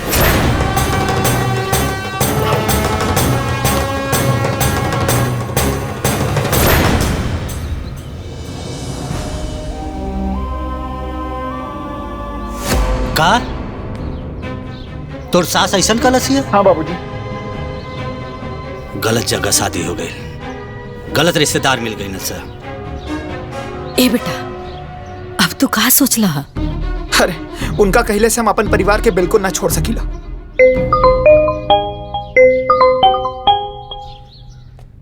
गुड आफ्टरनून सर। हेलो राजू। यस सर। तुम्हें जॉब से आउट कर दिया गया है। क्या? मुझे जॉब से आउट कर दिया गया? हाँ। पर क्यों sir? I am sorry Raju. अब हेलो सर।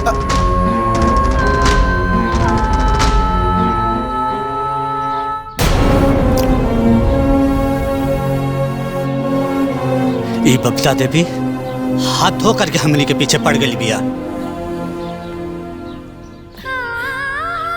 अब तो नौकरियों चल गई। अब का होई बेटा? हमनी के परिवार पे बड़का संकट आ गई। कुछ ना होई माई, ये बबीता देवी कौनों की किस्मत ना है।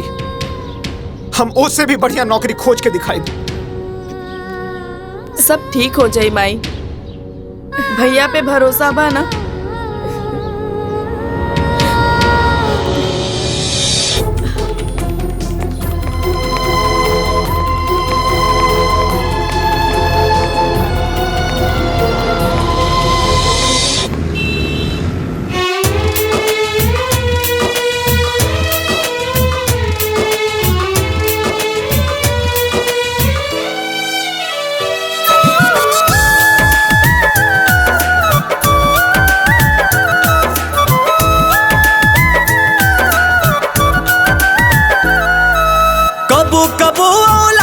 दुश्मन हो कबू कबू औलाद के दुश्मन होले बाप महतारी। आए हाय रे दुनियादारी, आए हाय रे दुनियादारी, आए हाय रे दुनियादारी, आए हाय रे दुनियादारी।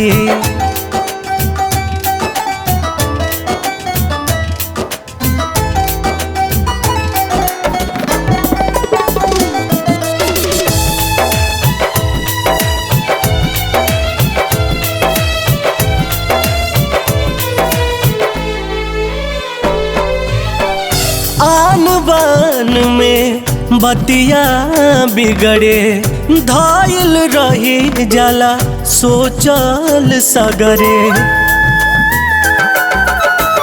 आन बान में बतिया बिगड़े धायल रही जाला सोचल सगरे। देर बहुत हो जाला जब ले हो, देर फिर बहुत हो जाला जब ले आवे समझ के बारी।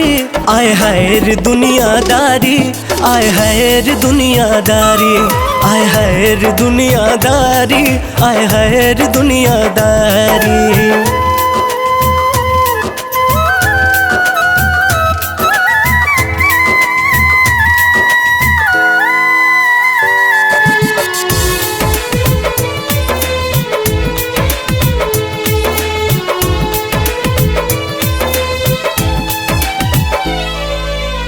ममता का बाहूं जहर हो जाला, एक मरम बाद में बुझाला।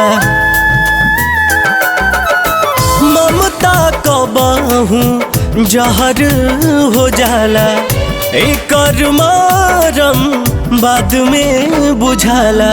ओकर काम बनेला जे हो, ओकर काम बनेला जे खुद से जाला हारी। आए हाय रे दुनियादारी, आए हाय रे दुनियादारी, आए हाय रे दुनियादारी, आए हाय रे दुनियादारी। थैंक यू सो मच सर।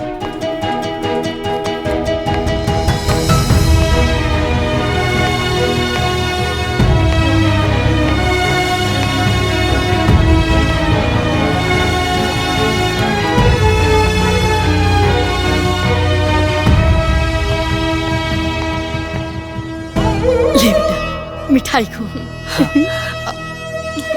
बबीता देवी का समझ लिया कि हमारा बेटा के नौकरी छीन लिए तो हमनी के मर जाए जा। अरे भगवान सबके खातिर बाड़े, देखा तारे मिल गई ना नौकरी। वो औरत के घमंड टूटल बहुत जरूरी बा माई। बेटा अरे जब घमंड रावण का ना रहे, ये तो इंसान भी आ। अरे ये दुष्ट के ई न पता है कि अपनी बेटी का घर बर्बाद करता ने। एमे बहू का कौन दोष है, बेचारी नाहक ही फिसाती है। हाँ बेटा, गांव के लोग जब दुल्हन के बारे में पूछेला तो हमरा बड़ा लाज लागेला। हम का कही, हमरा कुछ समझ में ना आवेला। वो बुढ़िया करम जली हमरा घर के खुशी छीन लेलस, हमर परिवार बिखर रहल बा।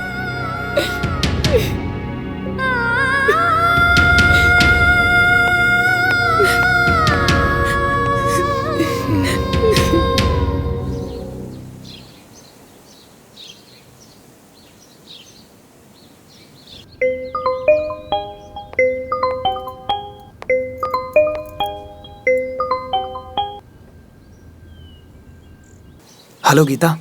हाँ बोली। माई तोहरा के बहुत याद करत आड़ी। अच्छा। और अब हमरा के जॉब भी मिल गई। जॉब भी मिल गई मतलब? अरे तोहार माता जी हमके जॉब से निकाल देले रहली। मम्मी मम्मी रहुआ के जॉब से निकलवा देले रहनी मतलब? अच्छा वो सब छोड़ा, अब तू घरे आ जा।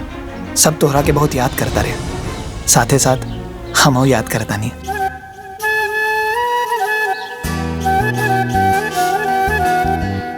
देखी। हेलो।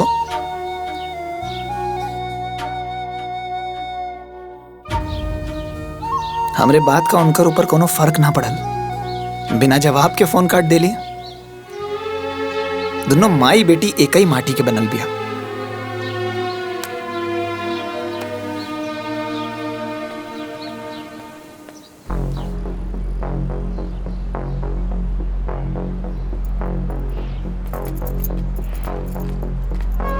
बिटिया तू यहाँ बैठल हो, चला जल्दी से नहा धो के तैयार हो जा। काहे मम्मी? अरे पंडित जी आयल बड़ा बेटा। वो काहे? तोरा खातिर पूजा रखोले बनी, ताकि तोहार कुल ग्रह नक्षत्र सब खत्म हो जाए। कौने ग्रह नक्षत्र? ओह माय गॉड! क्या गीता, तुमको पता नहीं है का? तुम्हारे जीवन का सबसे बड़ा ग्रह नक्षत्र तुम्हारा ससुराल और तुम्हारा हस्बैंड। तुमको पता है गीता, मम्मी तुम्हारी चिंता में रात रात भर नहीं सोती थी। चलो जल्दी से तैयार हो जाओ। गीता अरे तैयार हो खबू? आओ। चल चल चल चला।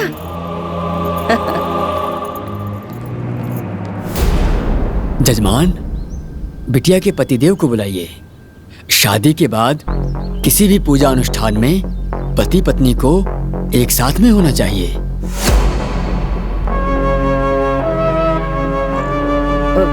ये कहाँ लिखल बा पंडित जी? ये सब खाली दिखावा। पूजा करें। ये क्या बात कर रही माता जी? विवाह में जो 7 वचन दिया जाता है उसमें से एक वचन ये भी होता है। ओह माय गॉड, का पंडित जी, हम तो कितना बार अपना हस्बैंड के बिना ही पूजा किए हैं। का जी? हाँ जी, सही बात पंडित जी। करने के लिए लोग तो करते हैं, लेकिन मैंने तो शास्त्रों की बात बताई है। महाराज, ये बात ये लोगों के समझ में ना आई। और पूजा कराएं। देखिए, पति को परमेश्वर कहा गया है।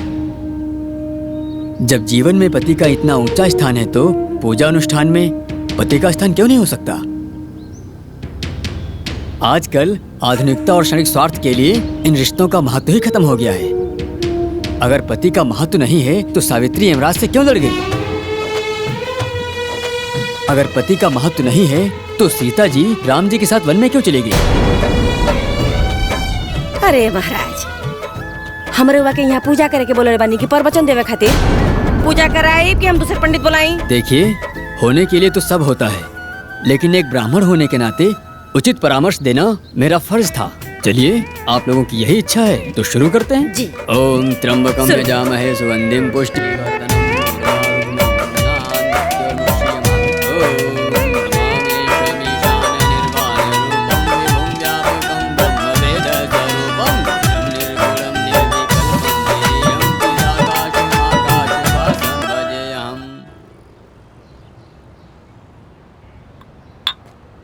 Happy anniversary sweetheart. Oh my God, मुझे तो याद ही नहीं था कि आज मेरी एनिवर्सरी है।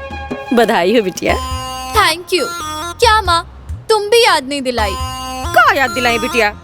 हमार तो खुद दिमाग हैंग करता।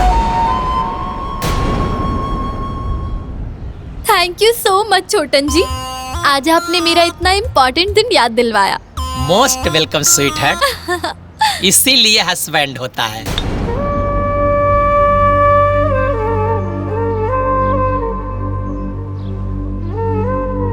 अच्छा गीता, तो तोहार एनिवर्सरी कब आवेला? बताना ताकि हम समय पे याद दिला सके। ओह माय गॉड, आप कैसी बात कर रहे हैं छोटन जी? गीता कैसे एनिवर्सरी मनाएगी? इसका तो इसके पति के साथ लफड़ा चल रहा है ना। तो इसका मतलब साढ़ू भाई होली में नहीं क्या पाई ना?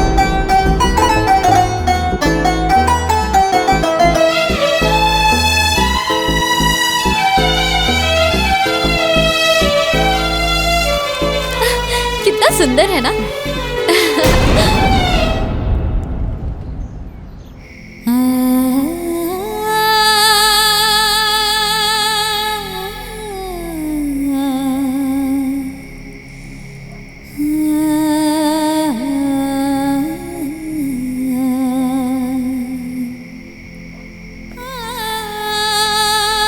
गीता, गीता,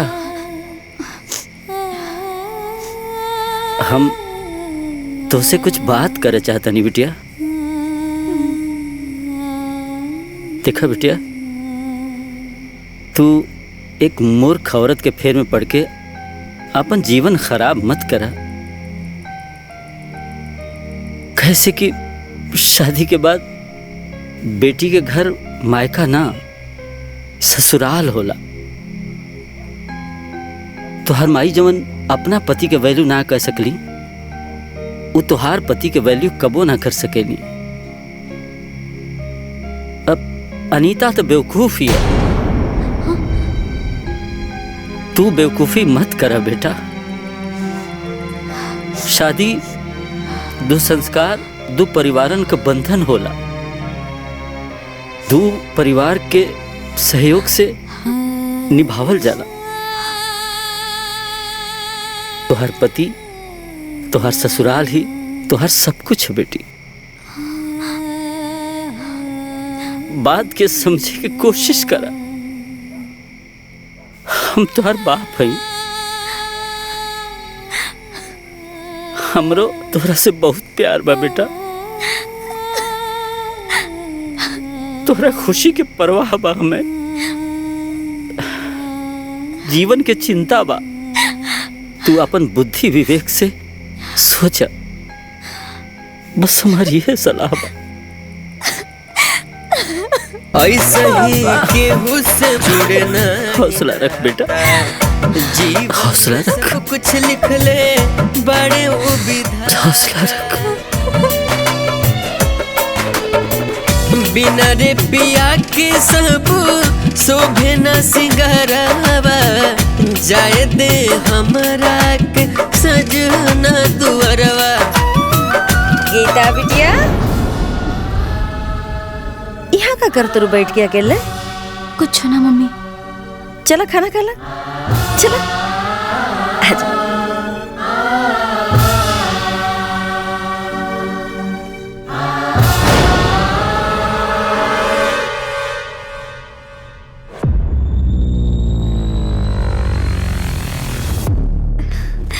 मम्मी। हाँ बिटिया। मम्मी हमारे ससुराल से होली आइल बा। हाँ मम्मी। होली? हाँ। ओ लोगन का हिम्मत कैसे पड़ल यहाँ होली भेजे का? और इतनी औकात कि हमारा यहाँ होली भेजे हैं? देखा था नहीं। अरे सुना था। प्रणाम। छुटकी दुल्हन की खातिर सामान आइल बा। उठाएं सामान, उठाएं उठाएं सामान। ये क्या करता रू? लोकते के क्या करता नहीं? क्या पापा, आप तो मम्मी की कोई बात मानते ही नहीं है। मम्मी बोली ना, उठाइए उठाइए, ले जाइए यहाँ से। बड़ी श्रद्धा से अपन पतों के खातिर वो सभी सामान भेजले बानी। रवा ऐसे कहा करता नहीं?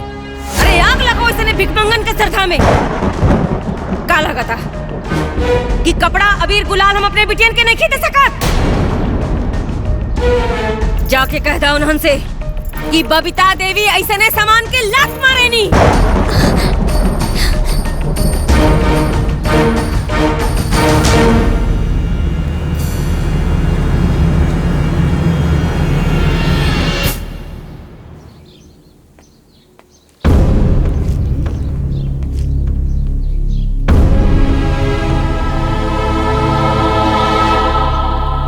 आखिर वो अपने के समझत का बाड़ी हैं? न उनके लगे हमन का इज्जत, न हमन के श्रद्धा का इज्जत, न मेरे लड़का का वैल्यू। रागनी।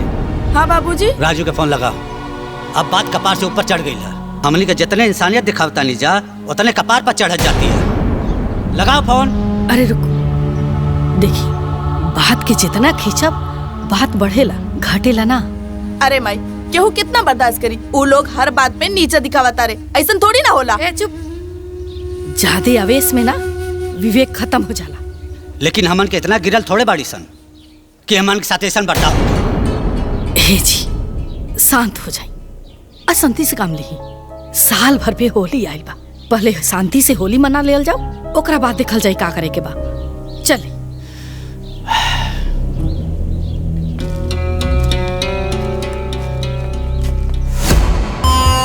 नहीं।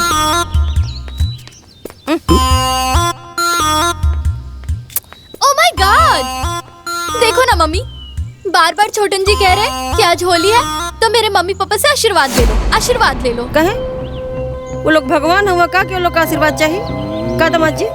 ना ना सासू माँ, मने का हो गई बा हमरे दोनों दामादन के कि हर बात में माई, हर बात में बाप। कौनो जरूरत ना है के फोन करे का। जी ना सासू। ओके। ए चाची, एगो जीजा जी तो यही जा बानी, छटको जीजा जी के बुलाई रंग गुलाल खेले के बाद। कौन जीजा जी हो? जीजा जी गीता दी के हस्बैंड। मने उनकरा संगे गुलाल ना खेलबू तो तोहार होली पूरा ना होई। जा यहाँ से। इन्हीं होली खेला। बेटी होली में मायके में रही तो लोग दामाद जी के बारे में पूछबे न करी हैं। केकरा केकरा के डटबू। हम तो रोवा संगे 5 साल होली ना खेल ली। का हो गई? अरे मम्मी, तुमको याद है मैं भी तो छोटन जी के साथ 3 साल होली नहीं खेली थी, तो क्या हो गया? क्या जी? हाँ जी। ए ना पारी, हमारी बिटिया ओ लोग के साथ होली ना खेल के हमनी के साथ होली खेली का? होली के दिन आयल बा, झूमे धरती आकाश, होकर फगुआ बा कैसन, जेकर पिया नाही पास।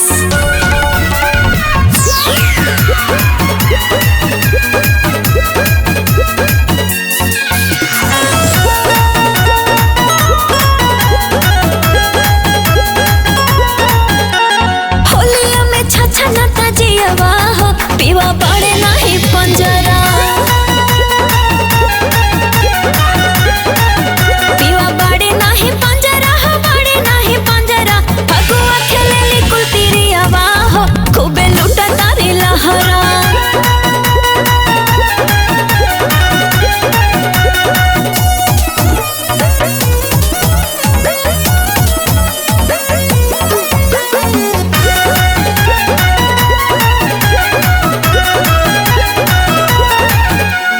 फर फर गुलाल उड़े, रंग लाले लाल उड़े, बाहे फागुना हटाता जिया भरो छाल उड़े। मस्ती के दिन बाटे, मौसम हसीन बाटे, जिकर पिया पास बाड़े, फगुआ हसीन बाटे, सबका जुड़ात बाटे ही हवा हो, पीवा बाड़े नाही पंजरा।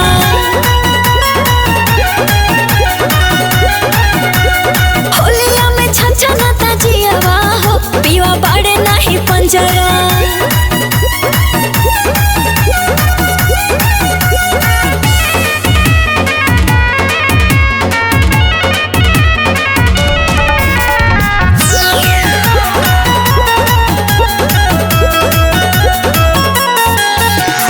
अंग अंग खिले लागल, मजा खूबे मिले लागल, बूढ़वा जवान देख भांग पी के हिले लागल। ऐसन संजोग बाटे, झूमत हरे लोग बाटे, दिलवा से दिल मिलल बढ़िया ये जोग बाटे, प्यार के जरूरत बाटे दियावा हो, क्योंकि तड़पता हियावा।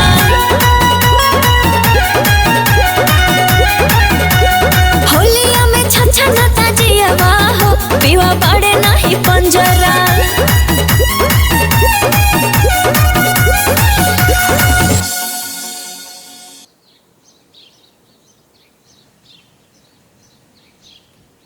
हाँ माई प्रणाम। खुश रहा बेटा।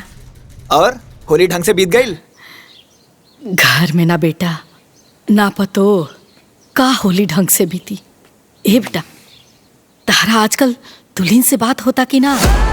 ना माई, जब उनकर फोन नहीं खियावत तो हम काय करी?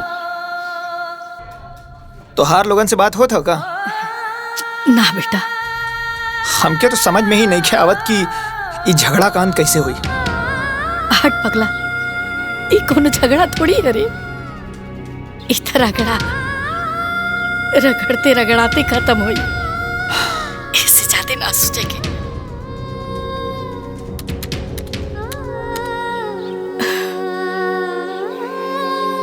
जी ओकरो से बात नहीं किया होगत, समझ में नहीं किया होत का कल जाओ। हमनी का चलल जाओ।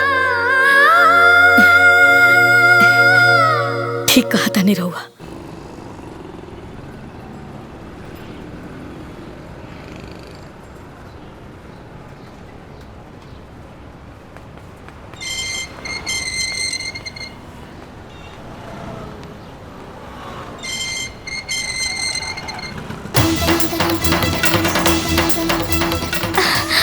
मम्मा जी, बाबूजी,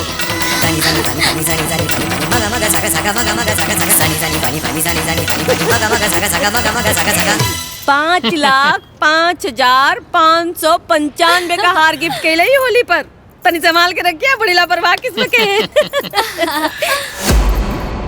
वही रुक जा।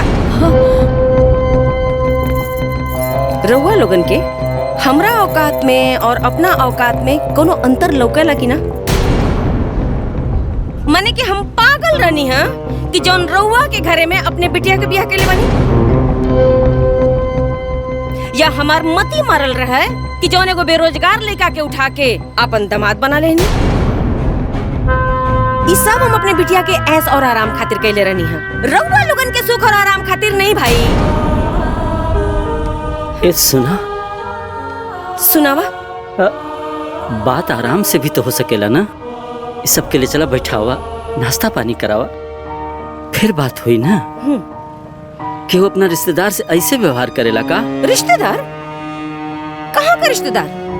कैसा रिश्तेदार? हमरा के समधा समधी से कुछ लेना देना नहीं खे। हमरा के अपना बिटिया से लेना देना बा बस। देखी समधी जी, ई कहा सुनी से ना रहुआ बेटी के जिंदगी बर्बाद हुई। जबले हम जिए तनी ना, हमरा बेटी के जिंदगी बर्बाद ना हुई।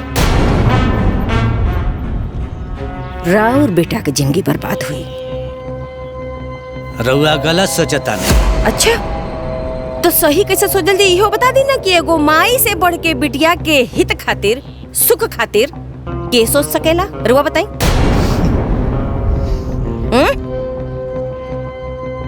हमरे बिटियन के जीवन हमरे हिसाब से चली, बुझाइल? देख बड़की बिटिया खड़ी, आई बड़का दामाद लखनऊ में घर बनता और गोरखपुर में जमीन किना गई, बुझाइल? वैसे ही छोटकी और बिटिया खातिर सोचले बनी। रउआ लोगन जैसन लाचारी का जीवन नहीं खींचिए कि भाई हमरे बिटियन के।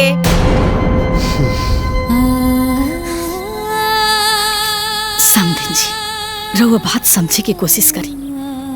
अरे बेटा पतो तो एक ही हो सन, हमने के रिश्तेदार एक ही हो खबजा, लेकिन ये आपस में बेमनस से और रुखापन से कोनो फायदा बा? ओह मिस्टेक तो हो गई, हमरा से मिस्टेक हो गई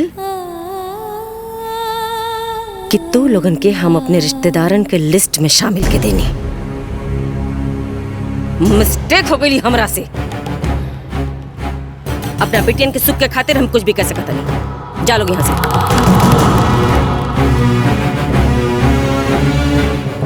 आउट, गेट आउट।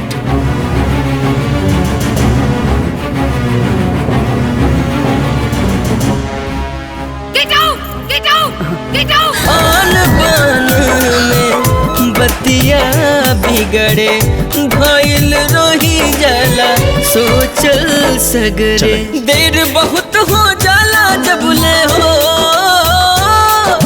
देर बहुत हो जाला जब ले आवे समझ के बारी। हाय हाय रे दुनियादारी, हाय हाय रे दुनियादारी, हाय हाय रे दुनियादारी, हाय हाय रे दुनियादारी। गीता बिटिया, तोहर का विचार बा अपना ससुराल जाए के बारे में? तो अपना माई से कहत काहे नहीं के? हमार हिम्मत नहीं की होत पापा। मालिक, वकील साहब आइल बानी। जी प्रणाम। आप?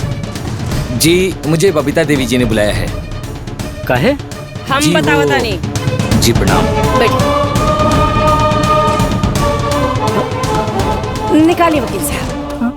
जी आपने जो पेपर मंगवाया है वो मैं ले आया हूँ। ये लीजिए मैम। ला बिटिया, पेपर पे साइन के दा।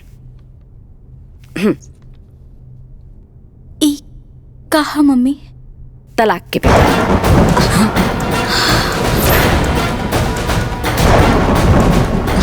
तलाक के पेपर? काहे? काहे से कि हमरा अपना बेटी के वो स्वार्थी परिवार से छुटकारा दिला के बढ़िया घरे घर बसावे के बा। साइन कर बिटिया। ना मम्मी।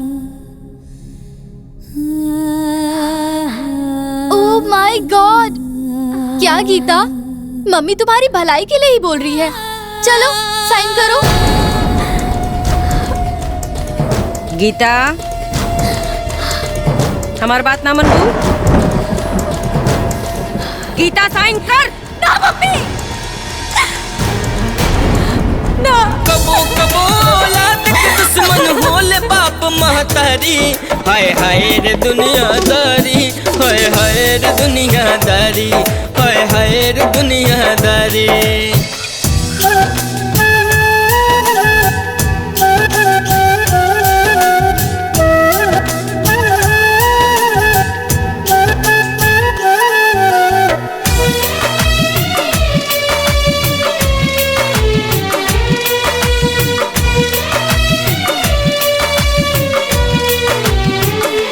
सैया निमन चाहे बाउर बा मंजूरी माई।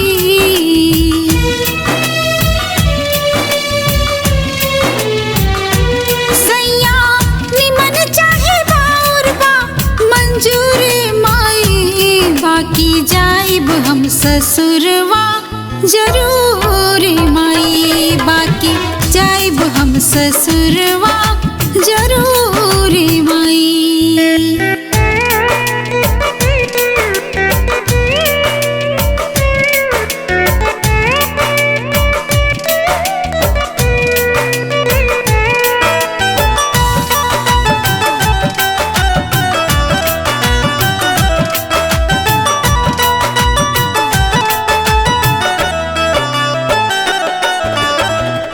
ऐसे ही केहू से माई जुड़े ना ही नाता।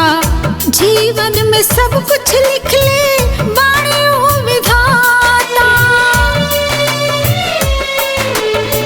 बिना रुपया के सब शोभे ना सिंगरवा। जाए दे हमरा के सजना दुअरवा।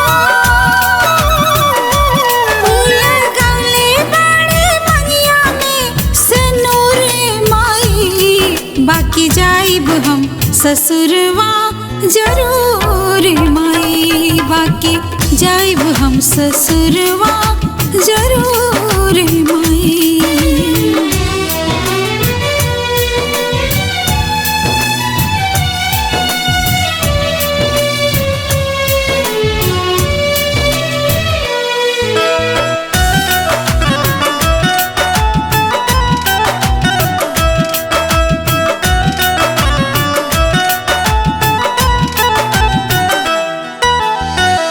बेटी के साथे साथे पतोह है माई।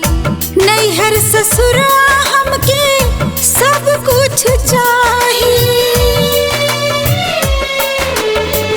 सास ससुर की सेवा हमरो तो फर्ज बा। नैहर के साथे साथे ससुरा के करजवा। मत कर हमरा के तनिको मजबूर माई। बाकी जाइब हम ससुरवा जरूर माई। बाकी जाइब हम ससुरवा जरूर माई।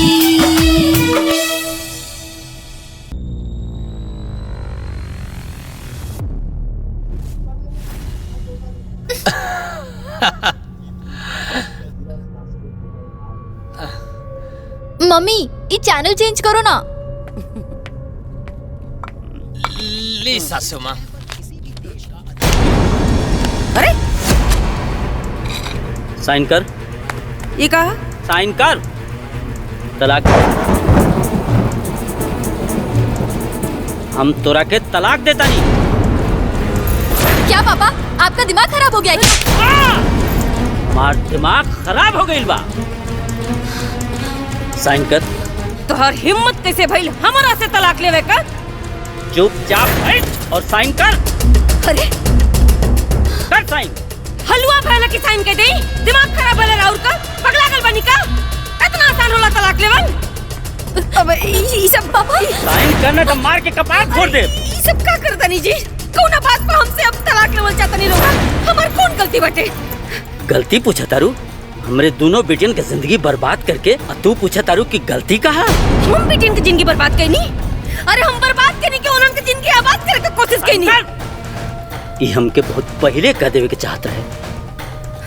हमें घर के मालिक हई और हम जौन चाहब तौने होकी। साइन कर। साइन कर। अरे बाकी ये उम्र में हम कहाँ जाए जी? हम बताइए तक कहाँ जी? साइन कर साइन कर साइन कर साइन कर साइन कर।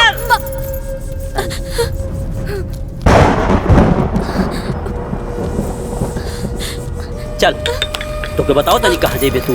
चल चल चल हम तो असली जगह बताओ तनी। पापा छोड़ दी ना पापा मम्मी के। ना बेटा मत करी पापा। ना बेटा ये औरत पागल हो गई बा। पागल औरत के हमरा घर में कौनो जगह नहीं थे। और पागलपन की वजह से हमारा पूरा परिवार बर्बाद हो गई। चल ना पापा सुनी ना हमारी बात सुनी। रघु सुनी कहने के हमारी बात सुनी। अबे हम काबिल बनी कि हम कितना बड़। अब तू ये घर में 1 मिनट ना रह सके तू। बाबूजी चल निकल हमरा ना गीता ना ना। हर माँ अपने औलाद के जीवन सजावे ले, फिर तारा दुष्ट महतारी अपना औलाद के जीवन बर्बाद कर देले। जे दूसरा के घर उजाड़ेला ना एक दिन ओकर घर भी उजड़ जाला। आज से हमार तोहार रिश्ता खत्म। जिस बात सुनी खबरदार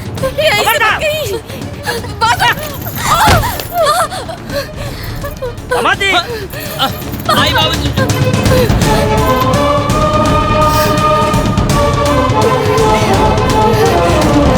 जी जी ससुर जी। जी पापा। बोली अपना घरे कब जाइब और जाइब कि ना?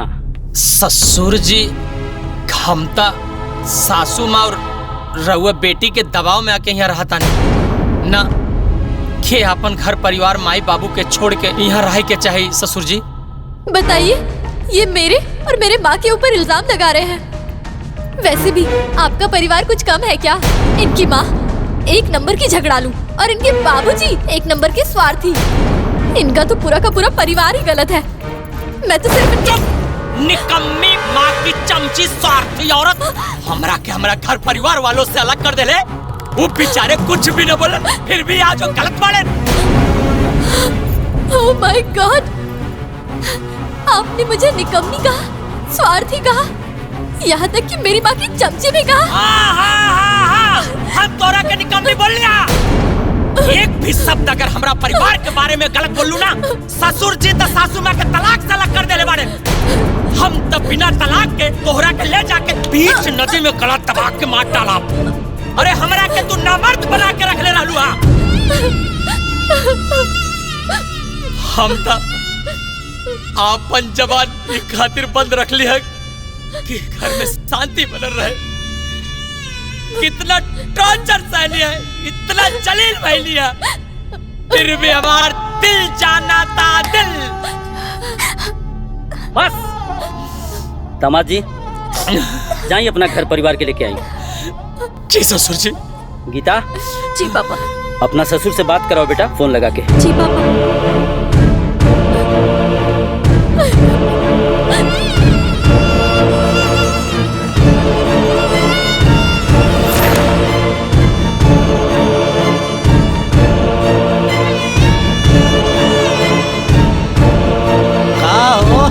अभी कितना टाइम लगी? अरे बस बन गई जी। अरे जल्दी ले आवा भूख लगल। अच्छा बाबूजी बाबूजी भैया के ससुराली से फोन आइल बा।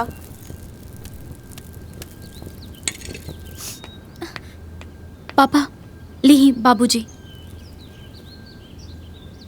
हेलो हेलो प्रणाम प्रणाम। समधी जी प्रणाम। समधी जी शायद हमरा के फोन करे में कुछ देर हो गई, बाकी अब सब दुरुस्त हो गई बा। हमारा द्वार पे रउआ सभी के साथ जौन बर्ताव भइल ओकरा खातिर हम माफ़ी मांगे चाहतानी। सबके आमंत्रित करतानी कि आके अपन बहू के विदाई करा ले जाए। राजू बाबू के अपना साथ जरूर लिया। जी हमनी के जरूर आइब जा। हाँ समधी जी हमनी के जरूर आइब जा। जी जी।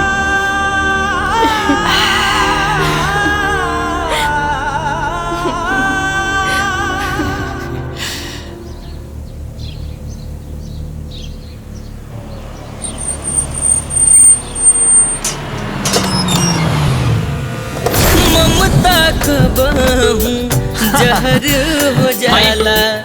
एकर मारम बाद में बुझाला ममता कबहू जहर हो जाला एकर मारम बाद में बुझाला ओकर काम बनेला जे हो ओकर काम बनेला जे खुद से जाला हरी हाय हाय रे दुनियादारी हाय हाय रे दुनियादारी हाय हाय रे दुनियादारी हाय हाय रे दुनियादारी। हमरा के लागत रहे कि हम जोन कुछ भी करतानी यही में हमरे बेटियन का भलाई बची।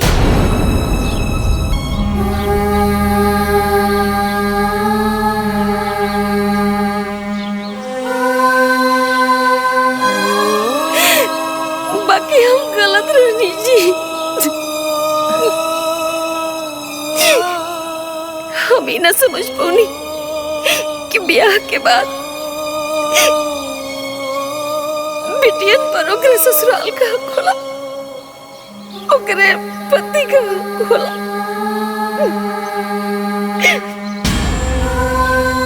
बहुत बड़ी गलती हो गई जी बहुत बड़ी। ये को माइक आनर ममता समझ के माफ कर दे रवा समय बस माफ कर दे।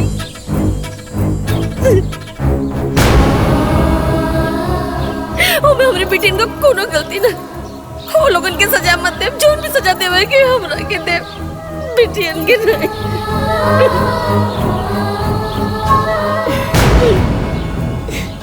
ना समझी जी अरे तो रुआ हमने के संबंधी बानी रुआ हमने के कोनो दुश्मन नहीं की कि रुआ की सजा देल जाओ।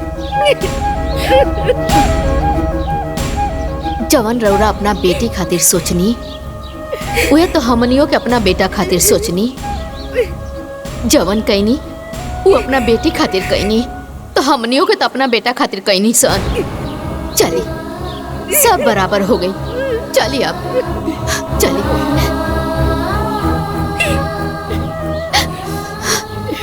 आवाज चल तू ना रहू तो ये लोगन के स्वागत सत्कार के करी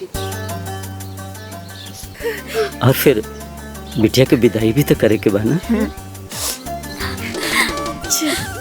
आवाज चल चला सासू माँ आवाज चल।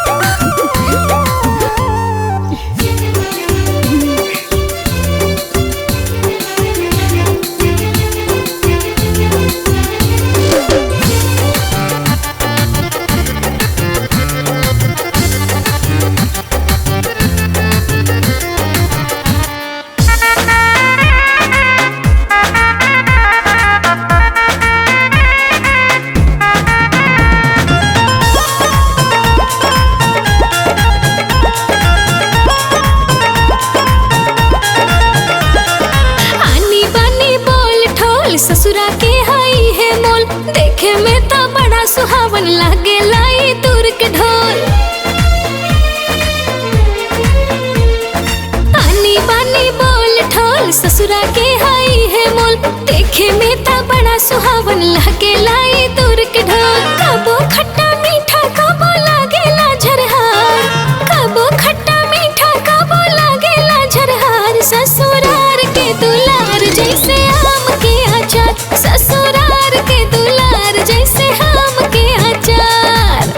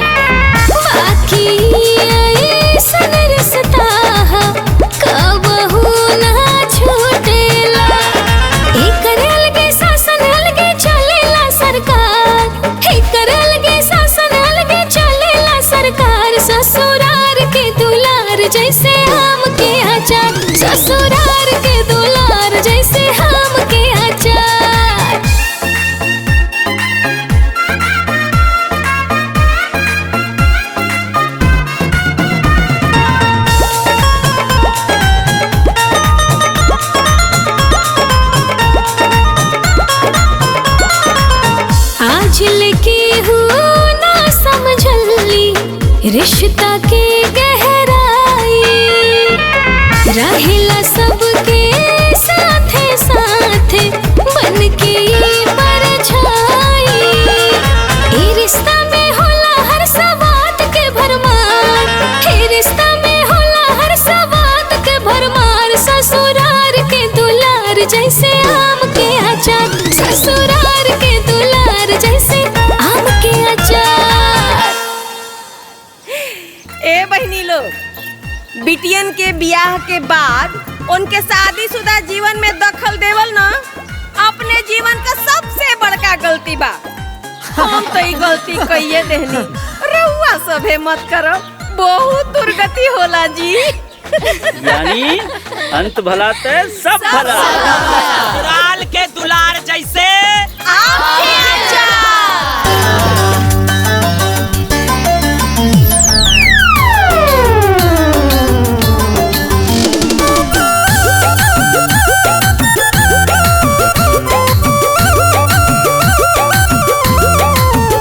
चूड़ी खनके लागल, गजरा महके लागल, बस में जियरा राबा, गजरा बहके लागल। चूड़ी खनके लागल, गजरा महके लागल, बस में जियरा राबा, गजरा बहके लागल। अब ये दिलवा रहेला मगन, तोहरे नैया के लागल लगन, कि जब से मिलना तो हमके सजन। तोहरे नैया के लागल लगन, कि जब से मिलना तो हमके सजन।